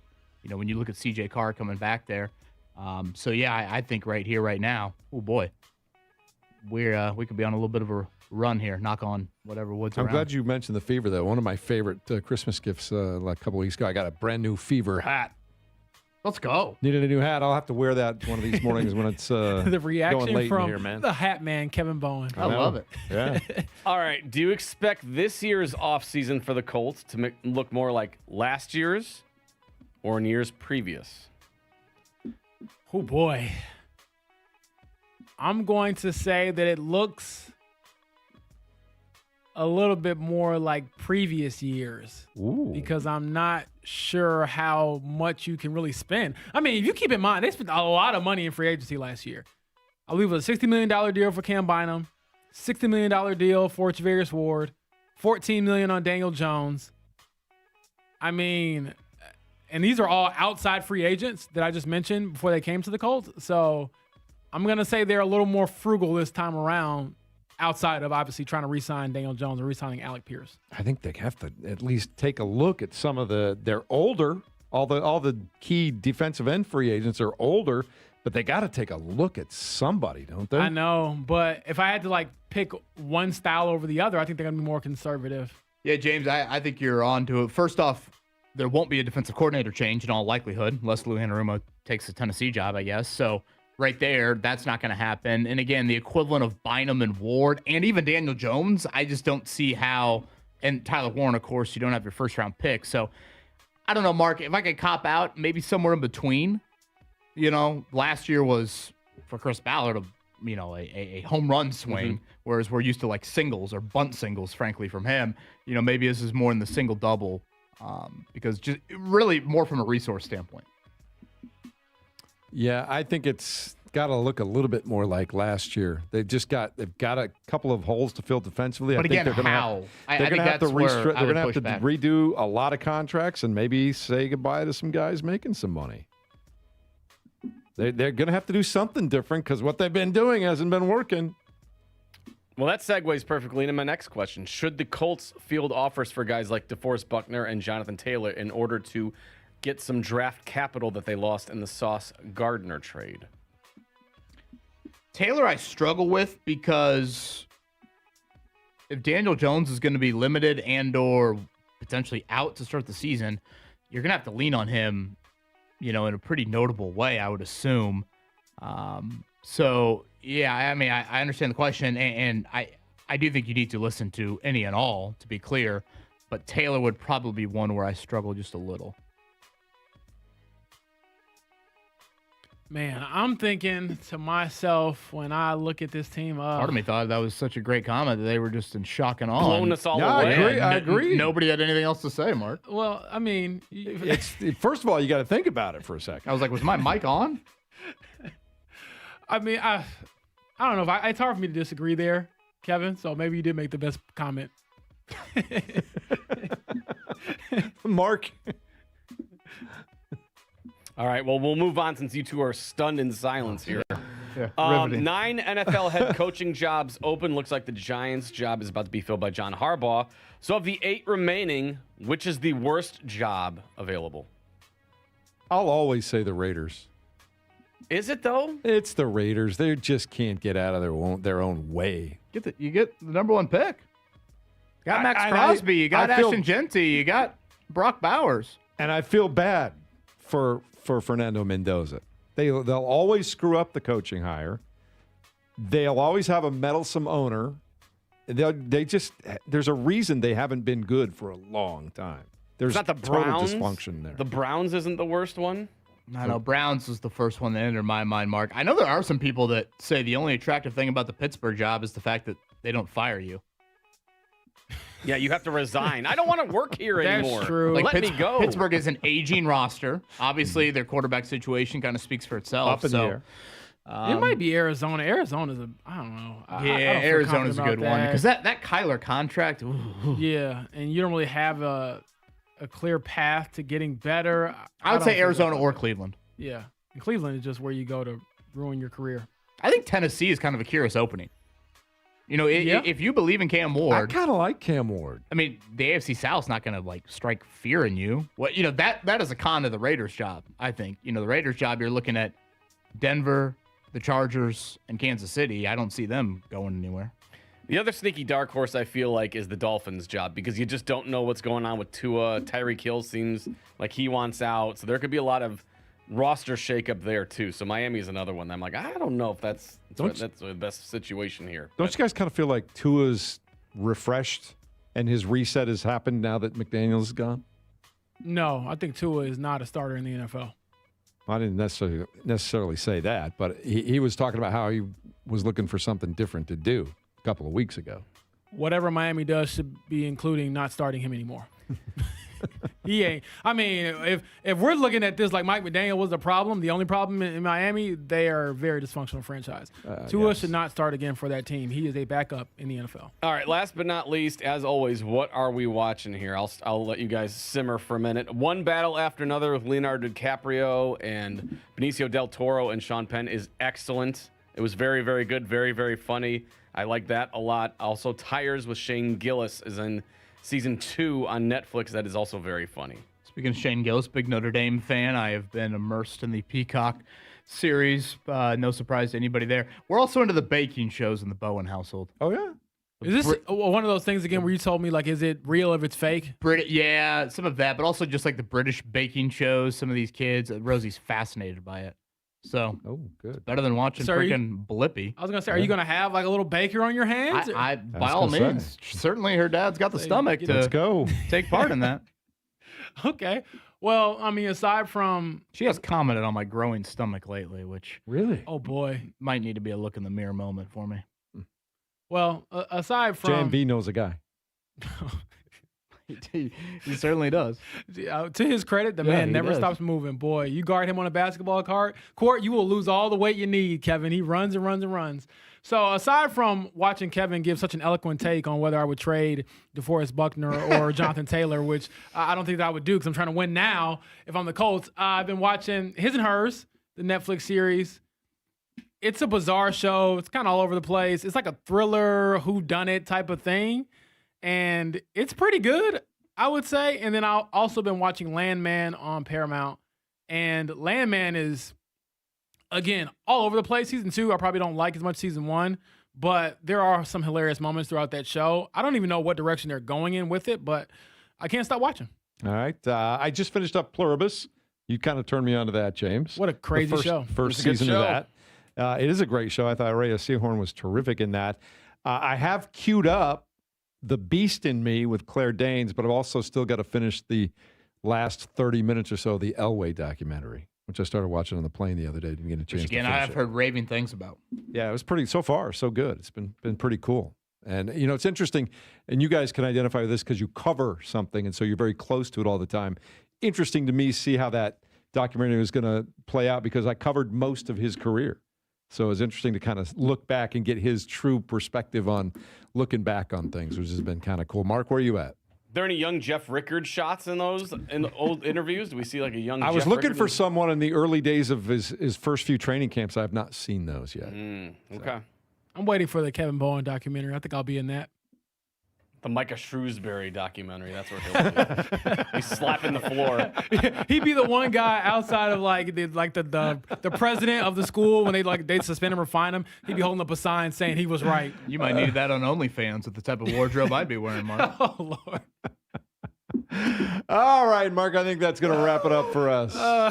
We're going to wrap up the show big time. Tell you what we're doing a little bit later on tonight and also talk a little bit about coaching carousels in the National Football League. And where does it stop next? It's coming next on 93.5 and 107.5 The Fan. The biggest sale ever in celebration of the new year, courtesy of Zero Res Indy. Zero Resified, it is that time of year. Start your freshest year yet, clean 2025 right out of your home. 3 rooms starting at $119, plus a free hallway. Take 15% off regularly priced services, air ducts, upholstery, area rugs, tile, hardwood, and more. And Lord knows the Bowen family needs it with plenty of spills on that carpet. Visit ZeroResIndy.com or call 317-388-5141. Tell them the fan sent you.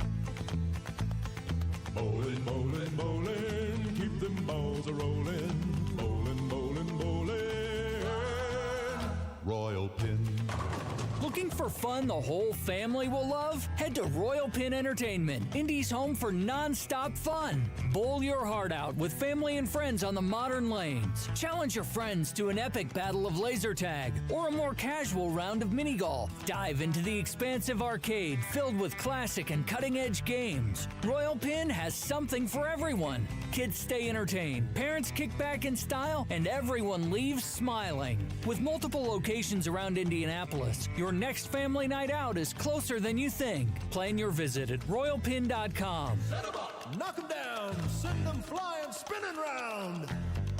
Royal Pin Entertainment, where Indy comes to play. Royal Pin. Royal Pin.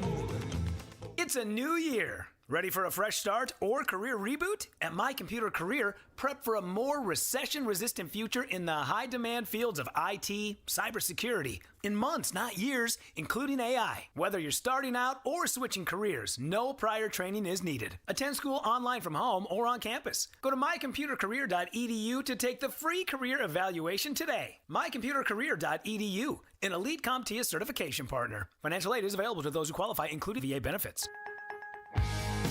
Without an Advent clinic nearby, people suffering needlessly from chronic nasal congestion and sinus infections would be stuck with either Band-Aid or sledgehammer solutions.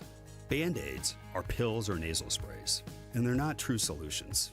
Surgery is a sledgehammer, and that's what we're trying to avoid. Because most people don't need surgery for nose and sinus issues, nor do they want a 14-day recovery. Our unique Advent approach can, in 20 minutes in our office, open your blocked nose for good, with only 1 day recovery. I'm Advent founder Dr. Kandula. Outside of Advent's four walls, invasive surgery is what they'll recommend. But here you will find effective and convenient in-office solutions to help you stop the need for Band-Aids and avoid the sledgehammer. Go to adventknows.com to schedule your appointment, because Advent knows when you breathe well, you live better.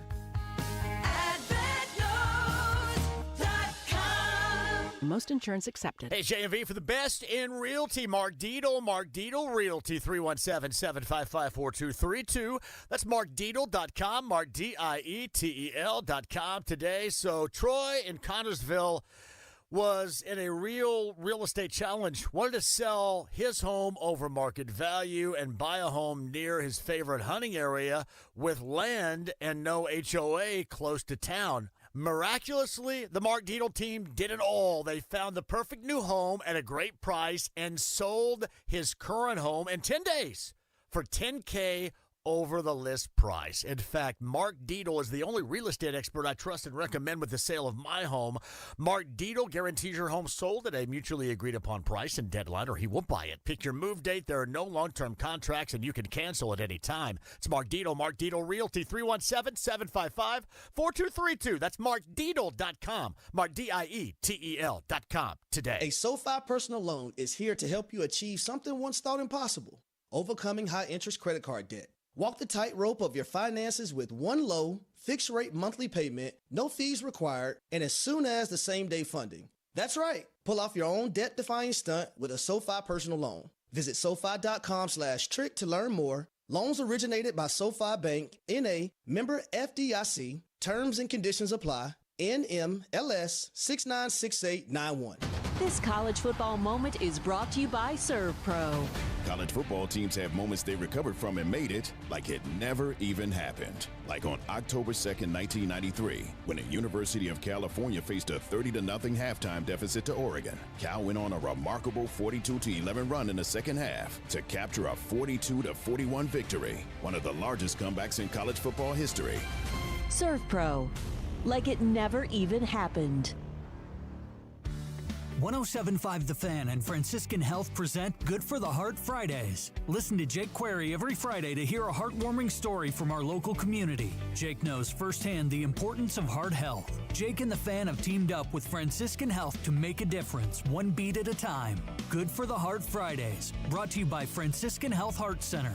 Learn proactive measures to keep your heart healthy and schedule your heart scan at franciscanhealth.org/screening bundles. Catch JMV broadcasting live Monday from the championship game in South Florida. Brought to you by Big Red Liquors. Stop by one of Big Red Liquors' 90-plus Indiana locations or visit BigRedLiquors.com. Proudly Hoosier-owned and always close by. Big Red Liquors, your big game watch party HQ. Thursday on Query & Company, we get the Miami side of things. Former Kane Clinton Portis joins us. So too Taylor Tannenbaum and recapping Pacers Raptors. Fun begins at noon till 3 on The Fan. Yo, Pan, you ready? Yeah. Man, let's lock and load. Yeah. Just blaze. Yeah. No, turn me up. Hey. I think we got one. You're listening to the Fan Morning Show on Sports Radio 93.5 and 107.5 The Fan. Look at James doing slides over there, basketball slides. Thank you, Mark, for this. I asked for it. I got you. This is a long song. It's about a 6-minute. You gonna do that? It is not short, that's for sure. James, you gonna do that drill too, where you pretend to take a charge too? Yeah, keyword pretend. Push yourself back. I told you, my mom would always tell me, look, son, I know they keep telling you to take the charge. You tell them you will, and you slide out the way. Our insurance isn't that good. Mama was a real one. I'm trying to tell y'all. We had executive producer and assistant program director Todd Meyer in here just a moment ago. And he said, of course you're right, Kevin, about Purdue winning the national championship next. They'll be the next championship team. But if that happens for that week, I think it would only be, and I'm up for it, I'll just let him take control of the entire radio station once they get to the Final Four this year. You two overlooked Purdue right there. I made sure to interject because I don't want Todd Meyer mad at me. But that, you know what? When you think about it, they probably, as we sit here right now, they probably have the best opportunity of any team to be the next team. Well, and honestly, this year in college basketball, we'll certainly get into it more here as... Excuse me for having an opinion, Todd. March Madness gets closer, but you look at around college basketball right now. You look at Arizona, you look at Michigan, obviously Iowa State, UConn. There, Duke. I mean, there are a lot of very quality college basketball teams. Was it Vandy that lost last night? It's like one of the deepest into a college basketball seasons we've been in a while. Aren't they undefeated the first loss of the season? With like a handful of undefeated teams here. So, Houston is probably a team that we shouldn't overlook either. I think there's some legit, top whatever 7-8 teams right now that you could make a very, very strong case for. I need to see a championship game with Purdue and UConn. We see Purdue playing and getting a win, but Braylon Mullins having a terrific game. That's what I need to see in a championship. Tomorrow, game. Mark, can we play that audio? Danny Hurley had some great comments on Braylon Mullins. I know Mark cut that piece. It's probably too close to the end of the show for us to play it today, but yeah, he had some strong words. And for anybody that saw the Seton Hall game the other night, huge block from Braylon Mullins late in that game. But Dan Hurley, very complimentary of things, not just necessarily on the floor about Braylon Mullins. I like the one comment where he talked about he's an Indiana kid. He loves shooting baskets, playing basketball, and drinking beer. I don't know. Is he old enough to do that yet? So who's undefeated left? Arizona? Nebraska? Arizona's number 1 right now. Unbelievable. Is that it? Arizona and Nebraska? Yeah. Where are you at in your belief level of Nebraska at this point in time? Boy, that second half flurry they had the other night down there the other day down there in Bloomington.